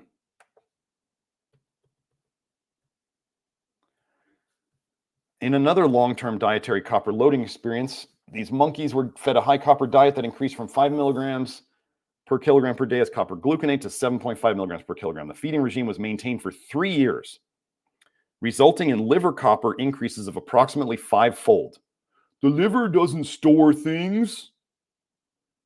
15 micrograms per gram dry weight went all the way to 75 micrograms per gram dry weight. Is that accumulation? Is that storage? I'd say so. In copper-treated animals. So Wilson's disease in people, I'm guessing, I'm not in monkeys, is greater than 250 micrograms per gram. This treatment promoted a transcriptional response consistent with inflammation and proliferative gene expression. However, there was no apparent blood chemistry, clinical, or histological indication of damage. Wait, no blood changes? Wait, they're getting more inflamed and their liver's becoming full of copper? And the blood looks the same? Do you understand why they call it silent liver disease? And how I assume you have copper toxicity in your liver even if your blood tests look fine? Because pretty much everybody does. Human copper toxicosis, as in Wilson's disease. Wilson's disease is the most well-documented disorder of copper toxicity, and it is an autosomal recessive disorder of copper metabolism with an estimated global allele frequency of 1 in 90. 1 in 90 people, if that's what that means, which I think is what it means, is a lot. So that means 1 in 90 people has at least one of those alleles, one of those genes. And then they call it a rare disease. I'm not sure what the 1 to 90 means. I actually looked it up and the brave AI was like, this is not the way it's normally said. So somebody can go look up that paper if they want. I don't got time for it right now. This rare disease is caused by a mutation in the ATP7B gene that is characterized by excessive copper accumulation, primarily in the liver, but also in other tissues, including the brain. The disorder is potentially lethal if untreated. Wilson's disease can lead to diverse clinical manifestations, so lots of different symptoms, such as hepatitis, cirrhosis of the liver, and liver failure, as well as neurological symptoms, including tremors, dystonia, and psychological conditions. Oh, I don't know. Like, do you think some of the mild manifestations of this might start as anxiety and depression and fatigue? Oh, that's what I see all the time. Symptom onset in Wilson's disease patients typically begins between the ages of 3 and 40. While initial observations often include neurological or behavioral symptoms akin to Parkinson's disease, in addition to symptoms of liver disease. Diagnosis is usually established after the evaluation of serum ceruloplasmin, which is typically below the reference range. Again, the ceruloplasmin is helping to take the copper out of the liver, but if you don't have the protein to make it, or you have a genetic problem, it gets stuck in your liver. 24-hour urinary copper excretion, and a slit lamp examination for the presence of Kaiser-Fleischer rings, indicative of corneal copper deposits. It's accumulating in the eyes, it's accumulating in the brain, it's accumulating in the liver, it's accumulating in other tissues. Why are those tissues accumulating it? Because the body has to get it out of the blood. Copper accumulates non-specifically in the Wilson's disease brain at concentrations up to 10 times higher than normal. Now, pay attention to this. Wilson's disease shares many symptoms with other neurological diseases such as Alzheimer's, aka dementia, and Parkinson's. Here's the important part. Diseases that are also characterized by copper accumulation in the brain. But wait, Alzheimer's isn't Wilson's disease. Parkinson's isn't Wilson's disease. But what do they all share? They're all accumulating copper in the brain. What did I just tell you that cancer accumulates? Copper. What did I just show you in some of those autoimmune conditions? Oh, they had higher copper in the blood. Are you catching the pattern here? So what do we do in the Love Your Liver program? Therapies for Wilson's disease include the consumption of a low copper diet. Avoiding the toxin reducing the toxin is always the most important thing. Treatment with decoppering agents such as D-penicillamine, trientine, tetrathiomolybdate, and zinc supplementation. Gosh, do we do zinc supplementation? Yeah, we do it all the time. Do we do molybdenum supplementation? Yes. I want you to pay attention to this. Tetrathiomolybdate. I would never touch this garbage with a 10-foot pole. What does tetrathiomolybdate mean? Those of you understand what thio means sulfur. Tetra means 4. It is a molybdenum molecule with 4 sulfurs attached to it. What does sulfur do to your detox? It slows down ALDH and it depletes thiamine. Why would I put something with 4 sulfurs on it into people? I wouldn't. Is the molybdenum good? Yes. Molybdenum is a copper antagonist, and molybdenum is necessary for multiple detox systems in your body. Do we need to put in more sulfur? No. What does medicine tend to do? They take something sort of good and they turn it bad by using the shittiest form that they possibly could. That's what they do. Now, what do we use that might be considered a decoppering agent? We've talked about L-theanine here. We've talked about charcoal. Charcoal grabs onto copper. Soluble fiber absorbs toxic bile that has copper in it. So we're doing decoppering things. What a cool strategy, right? Why would I not use tetrathiomolybdate? For example, tetrathiomolybdate treatment, but you got to pay attention to this too, was reported to have negative neurological impacts in 9% of patients in one study. I'm not going to give somebody something that has negative side effects in 10% of people. But pay attention to this. It is possible that these responses may be due to temporary transference of copper from the liver to the circulation. What do we talk about here? Copper dumping, copper detox dumping. Taking something like zinc or molybdenum and kicking copper out of the liver too much into the blood. Wow, it's weird that they came up with that same theory. Worsening the overall copper stress, because when do you feel the copper the most? When it's in your bloodstream. Alternatively, Wilson's disease treatment might negatively impact brain homeostasis of copper or other transition metals such as zinc.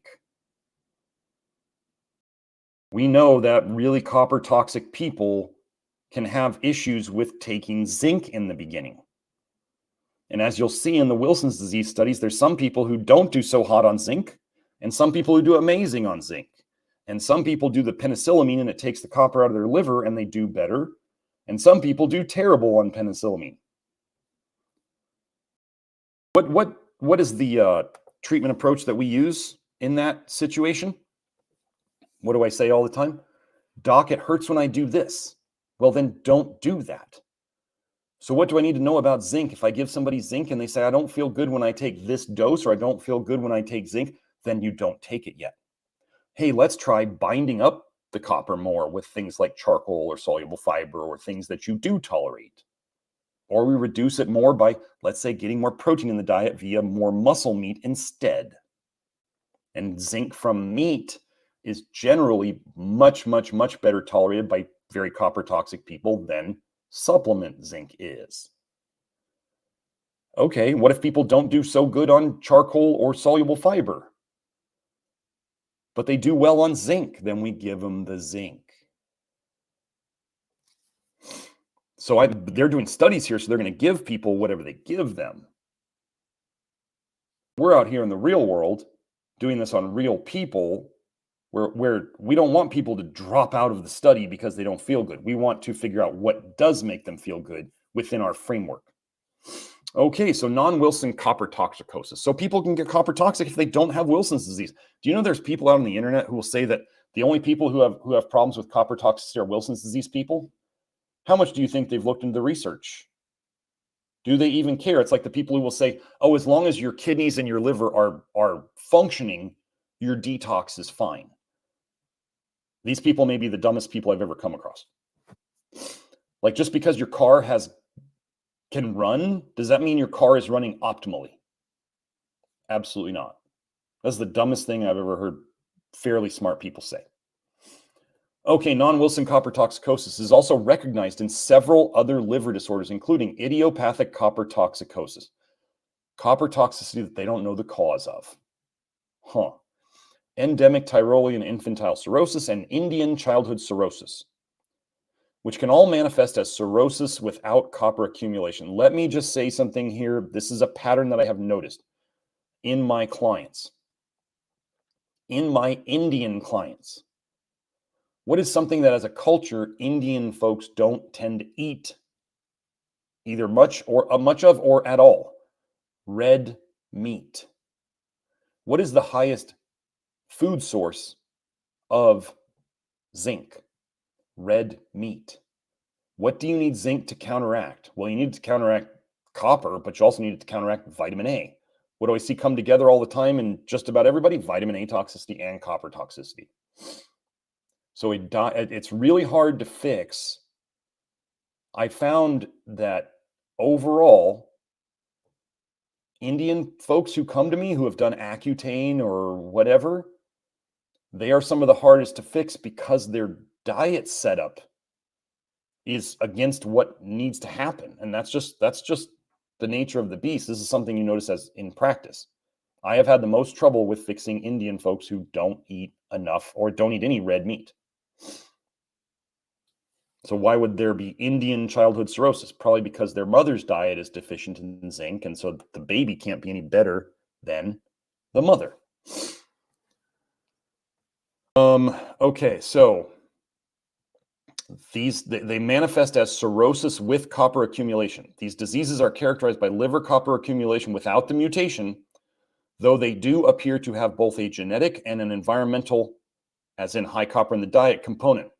These non-Wilson's disease disorders, what would also go along with potentially an Indian diet or people who have copper toxicity? A lack of meat, more vegetarian diets.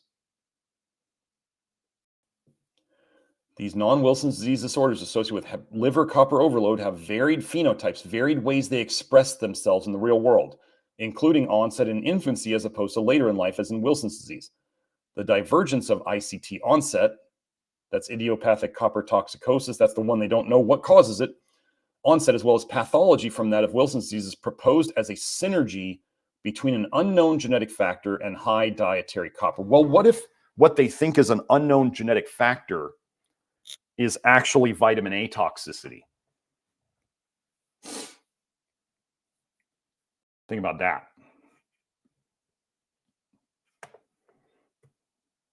They don't look for it. They don't believe in it unless you take mega doses of supplements or whatever. It is clear. Pay attention to this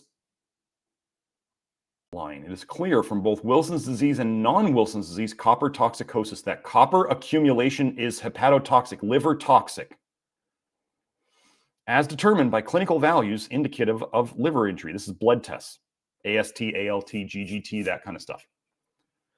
Underlying these studies, as well as copper loading work in animal models, is the understanding that the liver and other tissues have homeostatic, as in keeping balance. If you're alive, you're in homeostasis, and adaptive mechanisms to mitigate or reduce the stress of excess copper. The variability in the age of onset for Wilson's disease and other disorders of copper metabolism also suggests copper toxicity mechanisms that are an accumulation of damage at the molecular level. Therapy for copper accumulation disorders focuses on relieving the copper burden as noted for Wilson's disease. These therapies may also offer insight into molecular mechanisms of copper toxicity. So what do they give for excessive copper? Zinc as a therapy for Wilson's disease, competition with copper and negative copper balance. So we now know that metallothionein which binds to toxic metals, including copper, transcription is regulated by cellular zinc levels, and that metallothionein preferentially binds to copper. That's a weird thing that it was designed for. Thereby, in the presence of high zinc concentration, metallothionein transcription is upregulated and preferentially binds and retains copper in the gut cells. Gosh, do you think if you held too much copper in your gut cells, it might cause problems with your gut? Have you seen my my leaky gut and SIBO video? Might want to watch that one. Thus, the current conceptual model indicates that the induction of metallothionein in the intestines sequesters or grabs onto, holds onto, accumulates excess copper in the epithelial cells, preventing transfer into the bloodstream and thus creating a negative copper balance. Why, if we gave your body zinc, which your body needs, would it help to make a protein that binds to copper and holds it in your intestines so it doesn't get absorbed into your bloodstream? Why would this be designed this way? If copper deficiency is a problem. Zinc is currently a first-line treatment in pre-symptomatic cases of Wilson's disease. So they find it in the blood. Let's say they look at ceruloplasmin in the blood and serum copper, and they find low ceruloplasmin in the blood.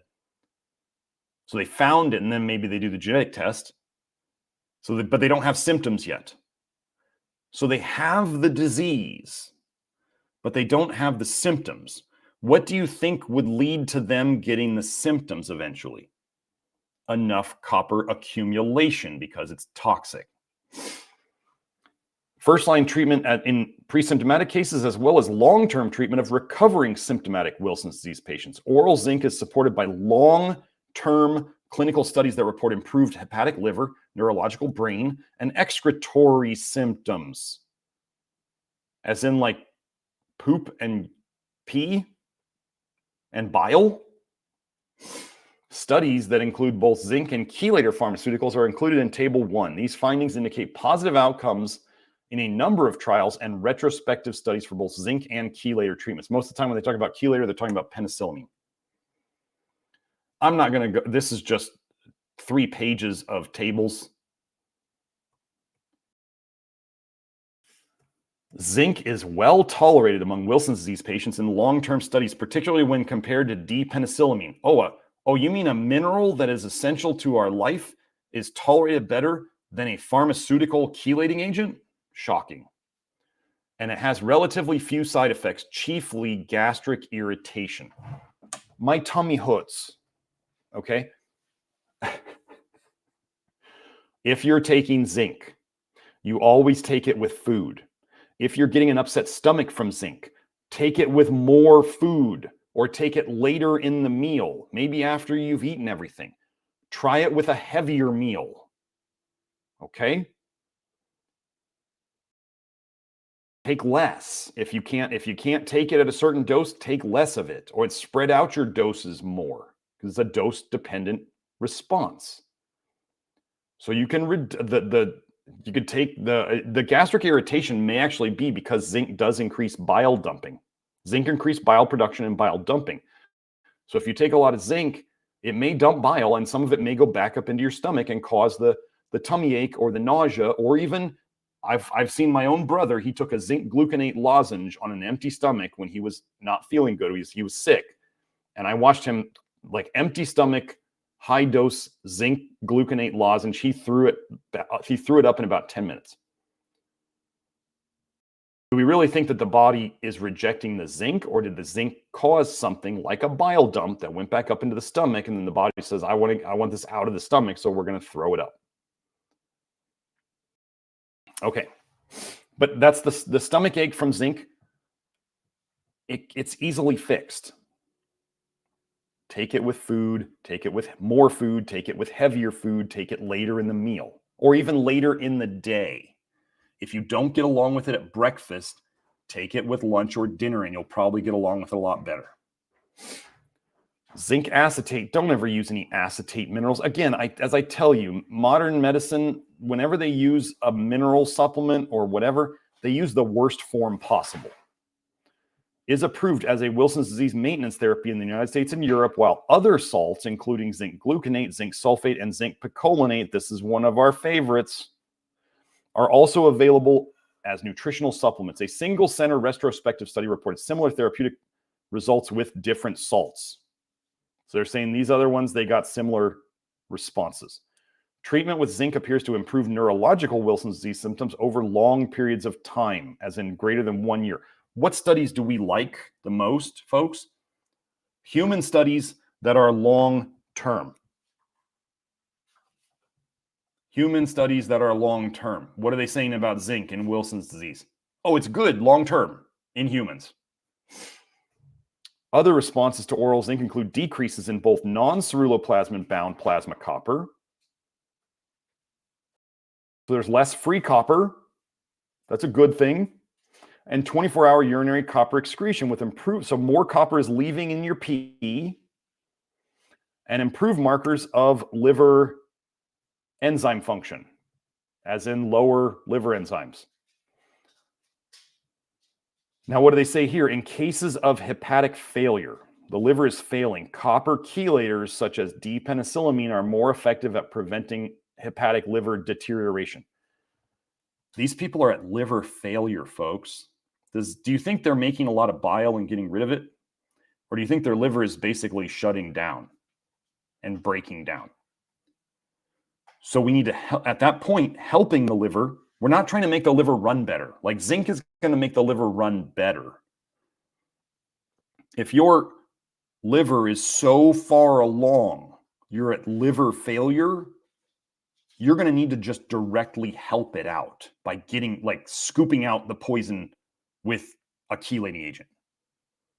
Okay, we don't use D-penicillamine, we use other things because we catch this stuff earlier. But still, what happened when we had primary biliary cirrhosis? We still helped her fix it by doing what we normally do. And what do we see here? I tell people the more toxic you are in copper, the more likely you are to have a reaction, a negative reaction to zinc, because you're so toxic. And if you dump it out of your liver, you're already really toxic, and you dump more into your bloodstream and you feel bad. So what do we have here? Specifically, in cases of extreme copper load and symptoms, zinc has a higher rate of treatment failure. We have to often start zinc slowly or not at all in really copper toxic people, because it causes too many problems with dumping copper out of the liver. I don't feel good on zinc. Then don't take it yet. I don't feel good when I take 30 milligrams. I feel okay when I take 15. Then take 15. Why do you think we just came out with 2 different sizes of zinc pills? If you guys didn't know, we released our zinc picolinate pills. We have 15 milligrams and 30 milligrams. And we also released a selenium glycinate at 150 micrograms. You can go check the shop for that. Do you remember how they said zinc and selenium helped in this paper? Additionally, let's look at long-term studies. Additionally, in long-term studies, chelators are less likely to be well tolerated by patients, while switching treatment to oral zinc typically has a greater rate of patient compliance. Oh, wait, the med doesn't work long-term because meds suck long-term?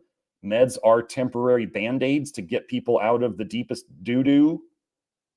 And then we go to the essential nutrient? Wow, this doesn't sound like what we do at all. That was sarcasm. Furthermore, some patients exhibit deteriorating neurological symptoms under treatment with D-penicillamine. Okay, well, pharmaceuticals ruining you? That's not a surprise. Some of whom improved only after treatment was switched over to zinc. Doc, it hurts when I do this. But don't do that.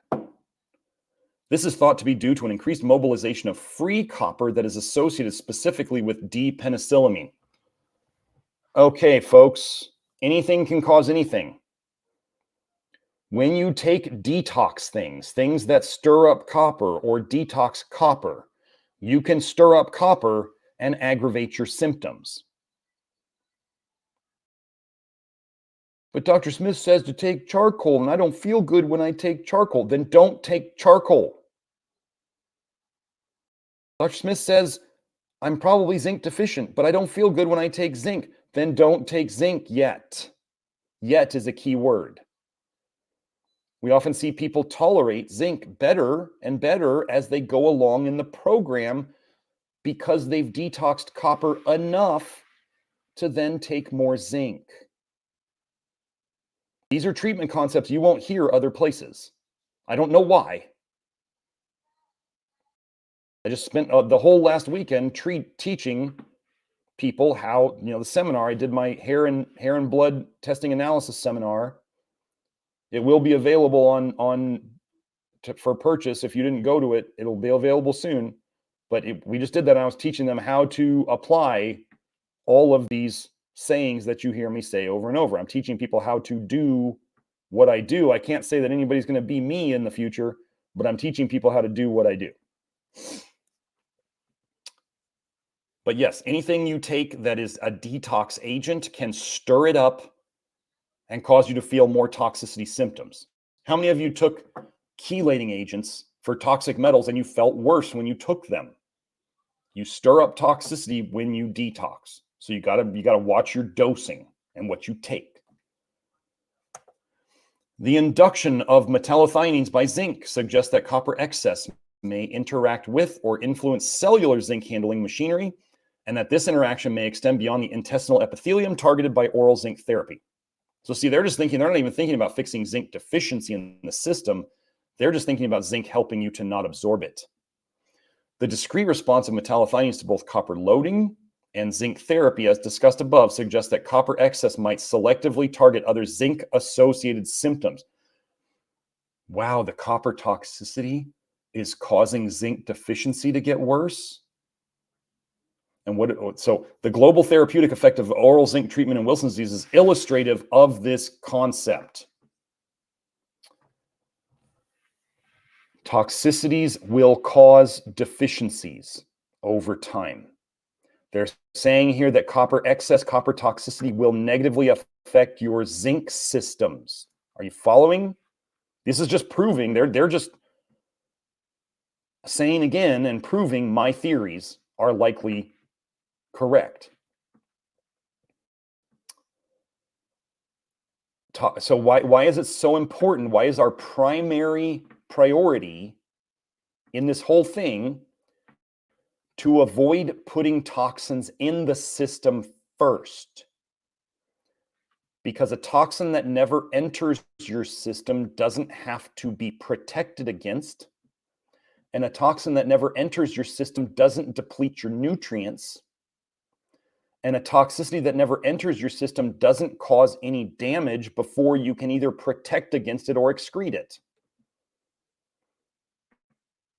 Okay?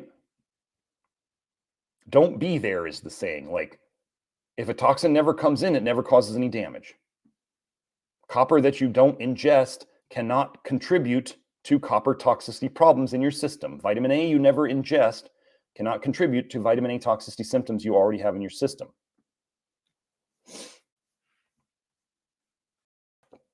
Toxins deplete nutrients.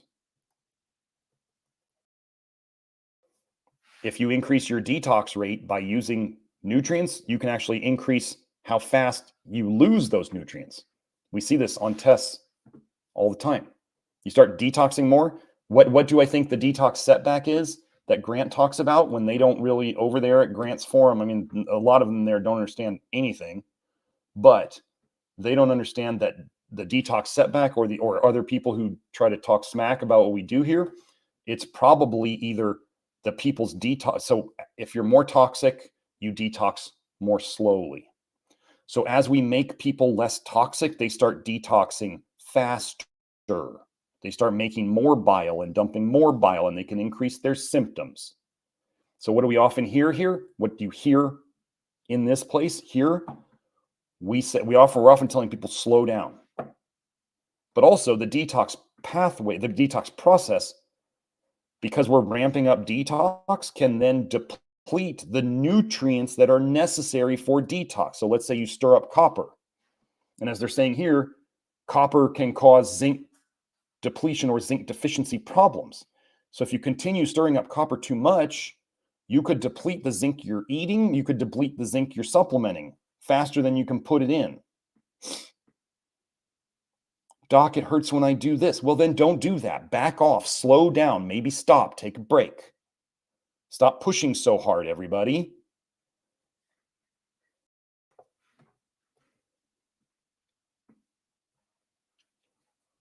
Copper toxicity indeed impacts specific physiological processes. The synthesis of ATP7B mouse and LEC rat liver transcriptomics studies revealed that gene expression pathways regulated by nuclear receptors, so receptors in the nucleus, are significantly represented specifically in lipid metabolism regulation by liver X receptor, retinoid X receptor, farnesoid X receptor, LXR, RXR, FXR, respectively.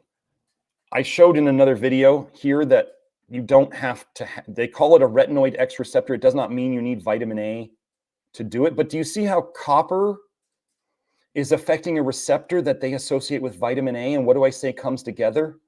Vitamin A toxicity and copper toxicity. Do you know what FXR as a receptor regulates? It regulates bile production. Oh, weird. Copper toxicity affects bile production. Huh.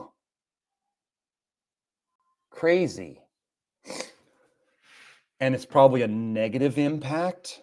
Wow. Both models also increased proliferative gene expression, while the LEC rat studied at a later disease stage also increased inflammatory gene expression. Copper is inflammatory. I've shown that in other papers. Subsequent untargeted proteomic study revealed decreased abundance of the FXR protein.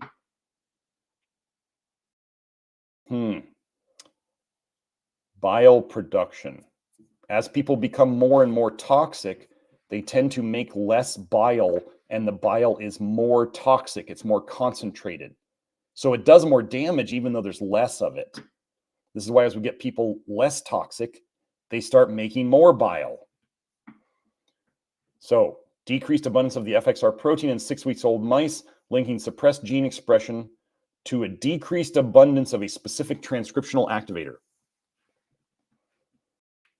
Toxicity causing less of things. This work also found that nuclear receptor activity in this ATP mouse is improved by dietary zinc supplementation, and verified that Wilson's disease patients with high hepatic, high liver copper have gene expression changes consistent with metabolic nuclear receptor disruption. Copper is damaging nuclear receptor processes inside the cell. That's where the nucleus is, right?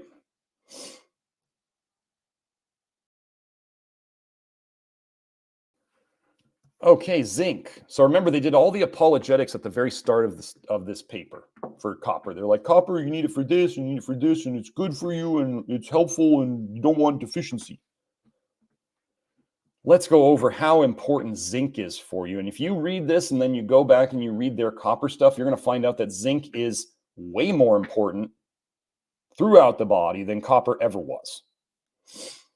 Okay, I'm proposing that zinc machinery may be selectively targeted by excess cellular copper. It is important to emphasize the physiological importance of zinc and its basic homeostasis. Zinc is an essential trace element. And remember in that last paper how they questioned whether it was essential at all? Oh, it's an essential trace element utilized in diverse cellular processes throughout the body with well understood roles in both protein regulation and structure. Zinc is proposed as an intracellular, as in inside the cell, intracellular second messenger.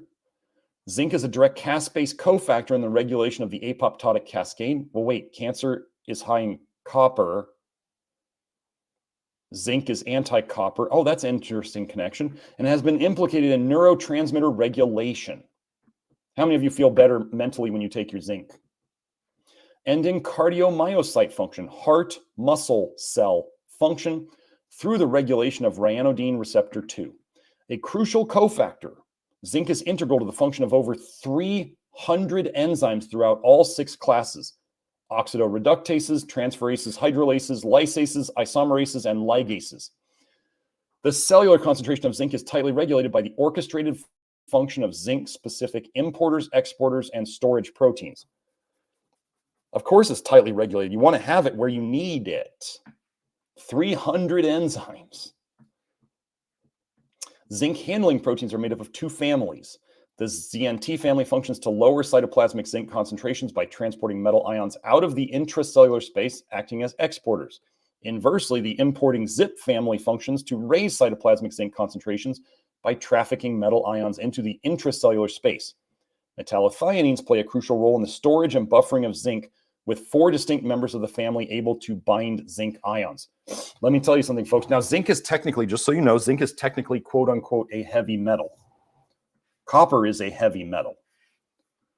You have a lot of this, as they're saying, the similar machinery. You got proteins to move zinc into the cell and proteins to move zinc out of the cell. You got proteins to transport zinc around. It's involved in 300 enzymes. What I'm telling you is, just like in the Wilson's disease thing, I've said this before, you're either going to store copper or you're going to store zinc. How they're saying here, it's storage and buffering of zinc. You're going to store zinc, or you're going to store copper and cadmium and other things that can fit into the zinc slots. There are certain slots, I call them slots, in the tissues, in the cells, that hold things that are the same, I forget if it's column or, anyway, zinc and cadmium and copper are very similar in the way they fit into cells. If you don't have enough zinc coming in, and your body is finding copper and cadmium and other things like that, it's going to put those into those slots. Can you get zinc toxicity? Sure, of course. But your body is going to either store copper or zinc or cadmium in those slots. Zinc is a much preferable choice because it's essential. There's no paper out there questioning whether zinc is essential or not. You just saw a paper where they questioned whether copper was essential or not. There's no comparison. The people who are avoiding taking zinc and taking copper they're in for a very rude awakening. Toxic copper and zinc deficiency. Systems biology approaches build evidence that zinc-dependent transcriptional regulation is likely impacted by excess copper, so zinc can't do its job with too much copper around. This is why if you have copper toxicity, I treat you like you have zinc deficiency, even if your numbers look okay. Though there is also evidence in Wilson's disease mouse models that zinc-dependent enzymes are also impacted by excess copper. Boy, copper screws up everything, doesn't it? The zinc-deficient mouse and rat models support the hypothesis that Wilson's disease, which is an accumulation of copper in the liver and the tissues, and zinc deficiency share some overlapping phenotypes or expression of characteristics or symptoms, with selective effects on metabolic processes. Zinc deficiency is, however, rarely noted as a clinical feature of Wilson's disease. I'm going to go over that in a second. However, one recent case of an early onset Wilson's disease patient with a concurrent or at the same time mutation in MT1X reported zinc deficiency as the first presentation. Wait, zinc deficiency showed up before the copper problems started? Huh. Oh, let me go over here. So they're saying zinc deficiency is, however, rarely noted as a clinical feature of Wilson's disease. Those of you who haven't done this work very long or are not working with our people on testing and consultation, when we do the blood tests and the hair tests, in the early phases of working on this, in the blood and in the hair, the most common pattern is, as we are correcting zinc deficiency and fixing copper toxicity, that zinc and copper on the blood tests move up and down together, like they're in lockstep. And often zinc and copper on the hair test move up and down together. So if they're saying zinc deficiency is rarely noted as a clinical feature of Wilson's disease, and Wilson's disease is an excess copper condition, would they see zinc deficiency? No, the body will try to match the zinc to the copper to protect you. It will do its best to match the zinc to the copper. So if you have high copper, you're going to tend to see high zinc. If you have low copper, you're going to tend to see low copper. Your body matches it as best it can. If it loses the ability to match, that's when you get lots of problems. So, They tend to move up and down together. As we go longer in the program and as we are fixing these problems longer, eventually we see what we call a decoupling, where the zinc starts to go up while the copper goes down. They break apart. Instead of moving up and down together, they break apart, and one goes up and the zinc goes up and the copper goes down. And then we fix the zinc deficiency and we fix the copper toxicity, but this takes time. And it's not accomplished by just taking an obscene amount of zinc. If you're out there taking an obscene amount of zinc and you cause yourself problems, don't say I had anything to do with it. I didn't. Okay, this patient had skin lesions similar to those in autosomal zinc deficiency acrodermatitis enteropathica, related to mutation to the zinc transporter ZIP4. Folks, if you have skin problems, one of the first things I think of when I think of skin problems is zinc deficiency. I've said that before. Oral zinc treatment improves symptoms in this patient despite MT1X pathogenic mutation. Genetics loads the gun, environment pulls the trigger. He fixed the environment. He took some zinc. This case supports a model that the mechanism of zinc treatment and copper toxicity may be more complex than simply inducing an upregulation of metallothionein. Well, no joke. It is possible that excess copper, as illustrated in Wilson's disease and Wilson's disease models, promotes selective zinc deficiency. Excess copper promotes selective zinc deficiency. Copper-zinc interaction or competition in copper toxicity is supported by other reports. Several studies find that specific zinc-dependent processes are disrupted by excess copper. In both of these models of, I think it's Wilson's disease, hepatic copper levels exceeded hepatic zinc. You don't want that. You definitely want more zinc than copper. Okay, I wanted to go over this because there's a people may have seen some of the research coming out now on how they said xylitol, the more xylitol you had in your blood, the more they were associated with cardiac disease, I believe. Well, the thing they don't mention, the thing that nobody's mentioning out on the internet, first of all, you don't ever want to use genetically modified xylitol. If you're going to use it, and what we are going to use in our liquid supplements is we're going to use birch bark, non-GMO xylitol. But the thing about xylitol that they tend to not tell you when everybody's like saying xylitol is not okay is that your body makes 5 to 15 grams, 5 to 15 grams of xylitol a day in it. Okay, so your body makes 5 to 15 grams of xylitol. Xylitol is a sugar alcohol. Okay, we need to process it. If you want to call it detox it, whatever you want to call it. So the guys who had the higher xylitol in their blood and had more cardiac problems, do you understand that means they weren't detoxing well somehow? Somewhere along the line, they were not detoxing. They were not moving the xylitol along the process. We make 5 to 15 grams of this a day in our body. Okay, so let's go into this. These are Wilson's disease mice, I believe. ATP.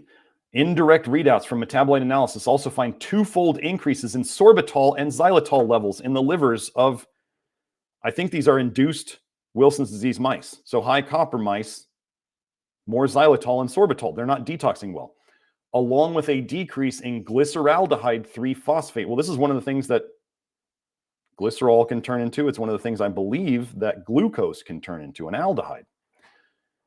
In this case, xylitol would be synthesized from glucose via sorbitol and fructose. This twofold change in downstream products would suggest a metabolic consequence resulting from a key processing or detox enzyme, sorbitol dehydrogenase, that is also zinc dependent. Wow, copper toxicity and zinc deficiency combining. And then they find xylitol, a little more xylitol in the blood than less, was associated with more cardiac conditions. They're not detoxing well. Do you see how all this connects to everything we're saying, like detox-wise? Under normal, healthy conditions, cells, including liver cells, hepatocytes, typically contain 5 to 10 times more zinc than copper. One of these is much more important. Oops, wait, where'd it go? There it goes. Hold on, why'd this move? This work supports the model where copper excess promotes increased metallothionein 1 and metallothionein 2 synthesis via I don't know what MTF is, MTF1 induced transactivation. I mean, MTF something, metallothionein factor, I don't know. The increase in metallothioneins would bind excess copper, but also available zinc. Thus, free zinc would be less available to proteins requiring it as a cofactor. Metallothioneins would bind copper and zinc. You need zinc to make metallothioneins. Copper and zinc go up and down together in the early phases until we decouple them. We decouple them by giving more zinc while we get rid of the copper. Are you following me? Copper excess, the body would make more metallothionein to bind to the copper because the copper's a problem. Zinc helps increase metallothionein synthesis. Copper and zinc go up and down together. More zinc, more metallothionein. More copper, more metallothionein, because the problem is the copper. Detox uses up nutrients. So trying to get rid of copper toxicity by using zinc, as they're saying here, could bind up more zinc in the process. Do you see? This is all stuff that I say.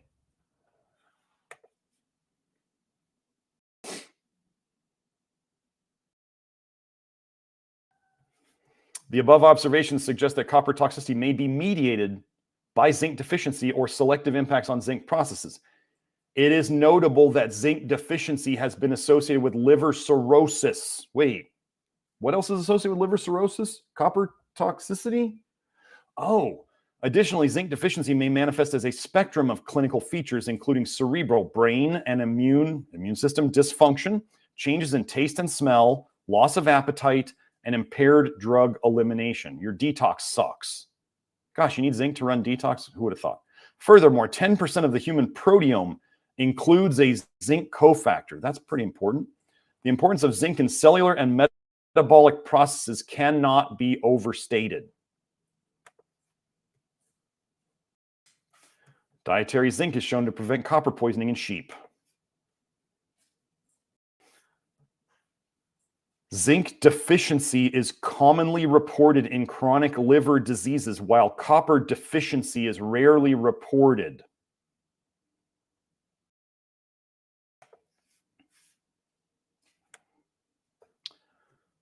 Most illustrative, a retrospective study of 163 patients with cirrhosis reported that 83% were zinc deficient, with deficiency more prevalent in more severe disease. That makes sense, doesn't it? And correlated with severity, infection, and worse transplant-free survival. The more deficient they were, the more severe the disease, the more infections they got, and the less they were likely to live. Zinc deficiency was also correlated with chronic liver disease progression in hepatitis virus-induced hepatocellular carcinoma. So they got hepatitis virus, they got liver cancer, and more zinc deficiency. What did they say earlier about copper toxicity? As that progressed, liver disease progressed. And zinc deficiency gets worse as liver disease progresses? Are you seriously still thinking that copper is something you want to promote? These studies did not report copper levels, so it is not clear whether copper excess was associated with zinc deficiency in these diseases or whether both metals may be deficient. Well, we already know, they already said earlier. They have other research to show that copper excess was associated with worse liver stuff. As discussed, so now they say, as they already discussed, excess copper has been reported in primary biliary cirrhosis, and copper chelation has been tested as a therapy. Concurrently, bodily zinc may be deficient, and oral zinc could be therapeutic in this disease by supplementing the copper-zinc balance. These observations are suggestive of copper and zinc interaction in liver diseases, some of which are characterized by transition metal imbalance. So what are they trying to do to you? What do they tell you that you need to do with your zinc supplements? They say, oh, you've got to take copper with your zinc supplements. That's a crock. That's them trying to keep you sick. Do not supplement copper with your zinc.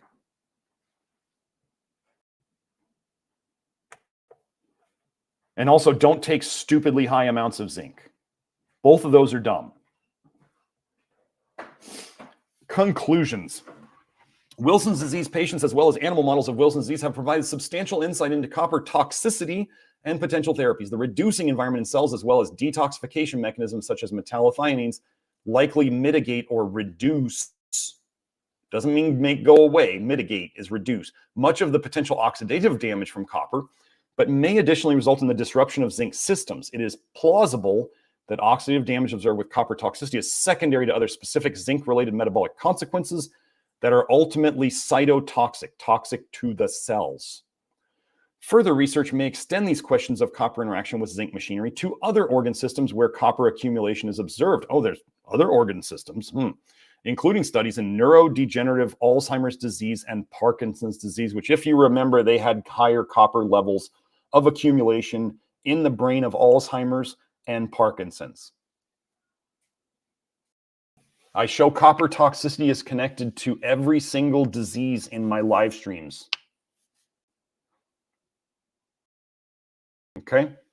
No more, I'm going to get to the super chats now. No more super chats, please. We're at 12:15. I didn't know that this was going to take 2 hours. But hopefully you understand how much of a crock copper nutrition science is and how important zinc is. Now, let me say one last thing on zinc. For those of you who are purists, anti-supplement folks, let me just put it to you this way. You just saw how excessive copper, let's say you're copper toxic, can sort of induce a loss of zinc. If we assume that zinc is deficient in the foods we eat, including the cows, because if, okay, whatever your cows eat, if the food your cows eat is deficient in something, then the cows are deficient in something. Do you understand that? Do you understand that if a mother is deficient in something, she can't give the baby what she doesn't have? So if you know and you admit that the foods are depleted in stuff like zinc, because farmers don't have to add much zinc to their soil to get their plants to grow, and adding zinc to food doesn't make them any more money. If the food is depleted, you're not going to get it from the food. If you're already toxic in something like, let's say, copper, you need more zinc than normal. As we go through detox, as we are actively getting rid of these toxins, you need more of the nutrients than normal. So you need more zinc.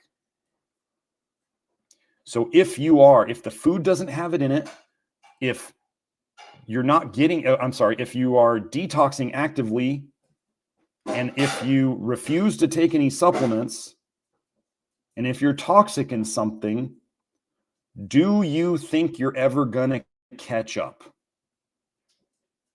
It's quite possible that you may never catch up.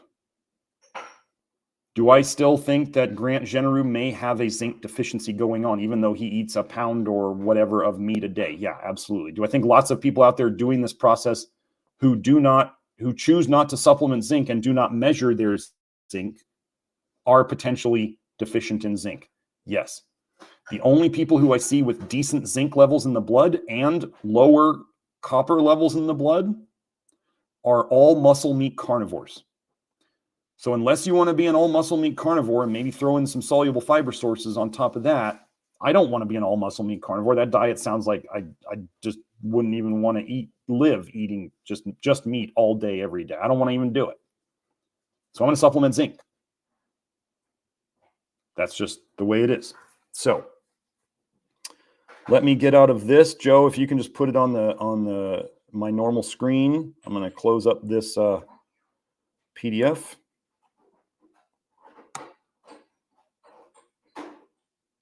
Oh, sure, why not?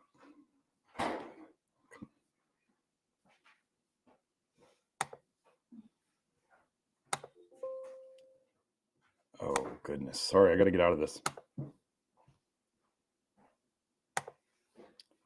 Trying to get out of it. There we go.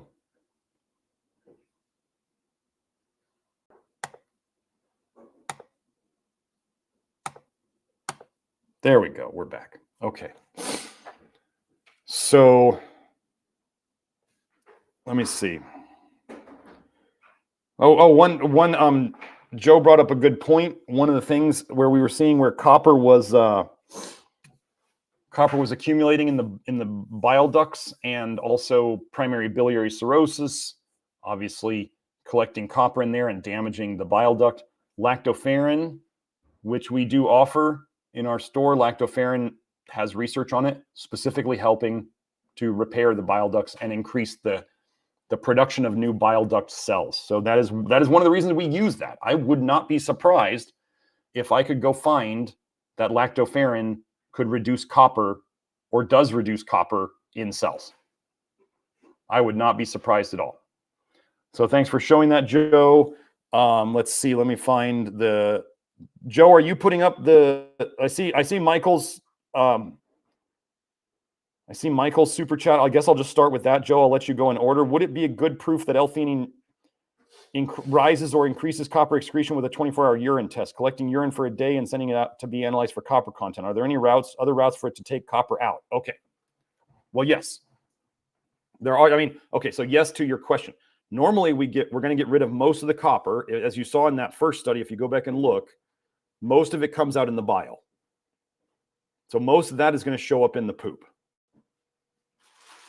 So that would be like a stool sample to look at how much copper is in the poop. So you'd have to look at it at, okay, so to see if it's increasing excretion in the poop, what you'd have to do is you'd need to probably, I mean, here's what I would do if I was doing this. I would get a poop sample and I would check it for both, if I could, for bile, amounts of bile in the poop, and amounts of copper, so I can have a ratio of those, so I can calibrate them to each other. So I could say, with this much bile, there was this much copper in the poop. And then you could do a sample after doing something like theanine and seeing if the excretion of, so if you guys don't know, there's a paper saying, you know, in the title of it, it says L-theanine chelates copper. And what does L-theanine typically help with in terms of symptoms that are related to copper? Well, L-theanine is known to help with anxiety and sleep and other things that we associate with copper toxicity. And also, I posted research on Twitter about how caffeine will increase copper coming out of the liver into the blood. So caffeine, why do people get anxious and jittery and not feel good and have heart issues? Well, it could be from an excessive dumping of copper from their liver into their blood. And L-theanine is well known to help with the negative effects of excessive caffeine. So you start to see how it all fits together. So if you wanted to see that, you'd have to normalize or calibrate the amount of bile in the poop with the amount of copper, both before and after taking theanine. You could also do urine copper. You could do a 24-hour sample of, you know, you could do a 24-hour sample on a relatively normal day. You would want to, okay, serum copper, serum minerals, serum vitamins are heavily influenced by what you eat the day before the test. Same thing with urine, obviously. If your urine is going to be made of what you're eating. So if I was going to do this for the urine, if you wanted to see if it was increasing the copper excretion in the urine, I would eat the same diet and not take supplements for probably, I would eat the same diet for 1 or 2 days before and do the same supplements. I would not change your zinc or your selenium or your molybdenum or the other things that we use that are copper antagonists. And I want people to know after that first study, so there's people out there who are saying don't take zinc because it'll deplete your copper, and don't take copper antagonists because it'll deplete your copper. We use zinc and selenium and molybdenum in practically every person that we work with on the testing and consultation. We go to their tolerances and we go by their tests. So we use two things. Do you feel okay on it? And what are we trying to do in terms of fixing their test? We don't see, First of all, it's hard to get copper down. It takes a long time. You have years worth of copper in your liver. Next, people don't get so-called copper deficiency symptoms when they do it our way. We also make sure that people get plenty of protein. So do you see how we kind of address all these things, these supposed copper deficiency causes? And then we actually get the copper out of the liver and we start protecting the body against it and helping the body to detox. And over time, like I said with my other guy, we start to see copper deficiency, quote unquote copper deficiency, without any copper deficiency symptoms, just like we're getting people to deficiency on vitamin A without vitamin A, so-called vitamin A deficiency symptoms. But that would be the two ways, Michael, that you could investigate it to see if it actually works. The thing that we do know in a lot of people is L-theanine helps them with their copper toxicity symptoms. So that's what we do know. Some people, one guy said it was like the best thing he ever got from listening to the live streams was the theanine. So that's what I got for that one. Thank you for the super chat, Michael. What's the next one, Joe? I'm sorry if I went in the wrong order. It's all Joe's fault. Okay, Ramon, thank you for the super chat, Ramon. Good to have you back. Will the copper at the bottom of old USA stainless steel cookware for heat distribution leach through the stainless steel and get into the food? No. I would not expect that. As long as you can't see copper color, whether it's like the brass color of copper or the oxidized, like more turquoise-ish color of copper, as long as you don't see that coming through, you should be fine. That should not be leaching into the food. So you should be okay on that. Okay, so thanks again, Ramon. What's the next one, Joe? Okay, Carol, thank you for the super chat. Okay, so Carol says, no amount of charcoal helps my nausea, only ginger helps a little. Any idea? It started after anesthesia with IBS and GERD. It worsens after exercise. Okay. So, hold on one sec. Let me... Oh, goodness. Hold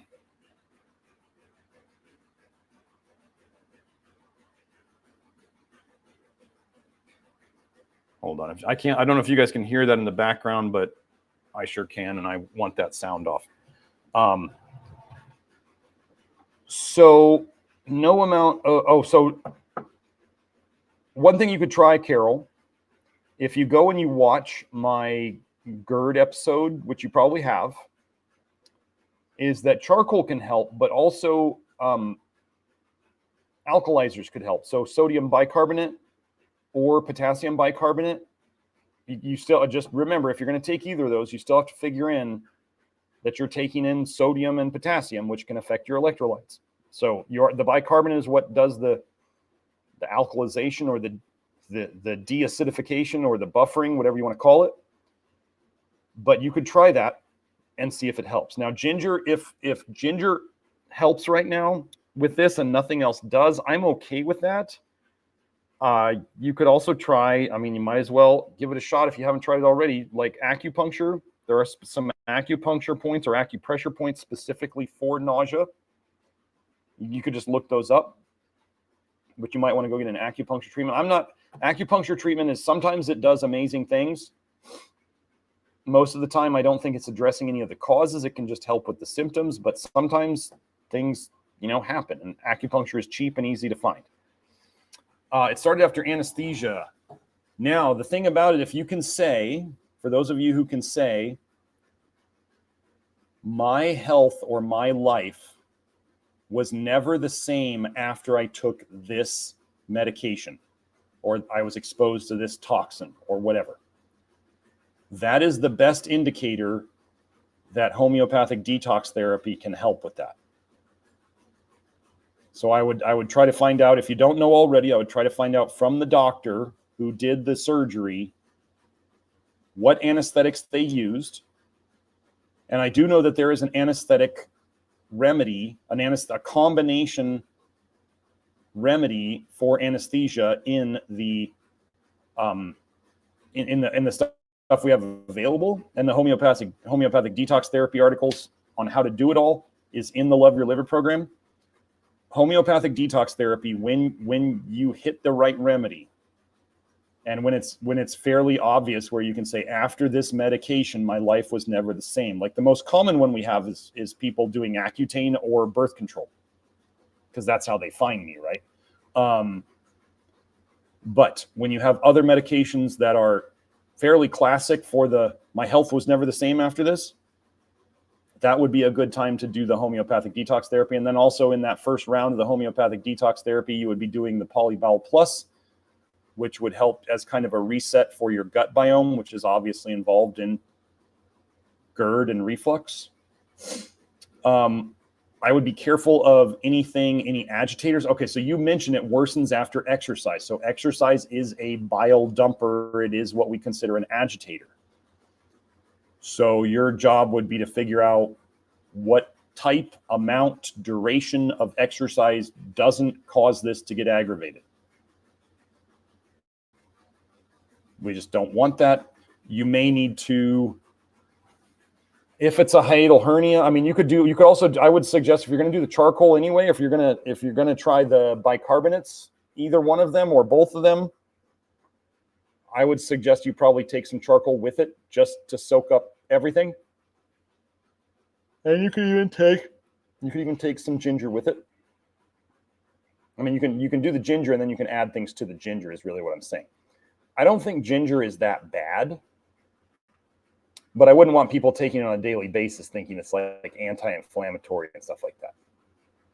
If you're using ginger, like if I had nausea real bad, I would absolutely probably just go buy some of that the extra high strength ginger beer at like the health food stores, the Reeds, the red label Reeds. It's not alcoholic.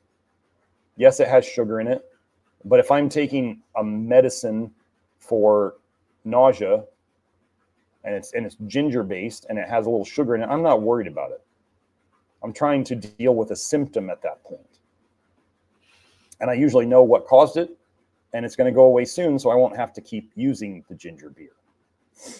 But yeah, you could call it ginger ale, but ginger beer is just stronger. But like I said, there's no alcohol in it. So yeah, I think you've got a couple things to work on. But I would look into, if you're pushing detox too hard, if you're taking a bunch of, soluble fiber, you'll have to look at, does soluble fiber help reduce the GERD? Does soluble fiber aggravate the GERD? Does heat cause heat, sweating, sun, exercise? Like we said, the soluble fiber, you have to look at the things that aggravate it and not do that. The other things that some people talked about, these things, I think on the video, elevating the head of your bed at night may help reduce this over time. You may want to look into if you can find a chiropractor or an osteopath. I would contact them by phone before you go in and see them and ask them if they do hiatal hernia adjustments or manipulation. So if you're talking to an osteopathic doctor, you'd say manipulations, physical manipulations. Or if you're talking to a chiropractor, then they'll talk about an adjustment. So yeah, you could definitely attack this from multiple angles. That's what I tend to do. But yeah, and homeopathic detox therapy and all that stuff. So that gives you some things to work on. Hopefully you haven't tried all of those already, but the homeopathic detox therapy would definitely be up there. So, okay. Hope that helps, Joe. Thank you for the super chat. What's the next one? Austin says, gassy after last meal. I don't know if you mean last meal of the day or after the last thing that you ate.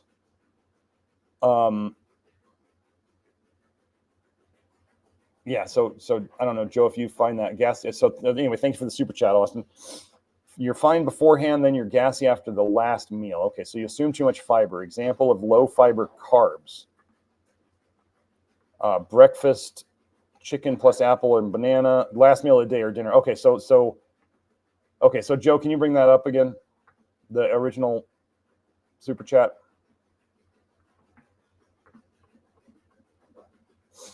So I've seen gassiness, just so you know. I used to actually have this. This was one of the little nutrition detective things I had to do early on when I was doing sort of paleo.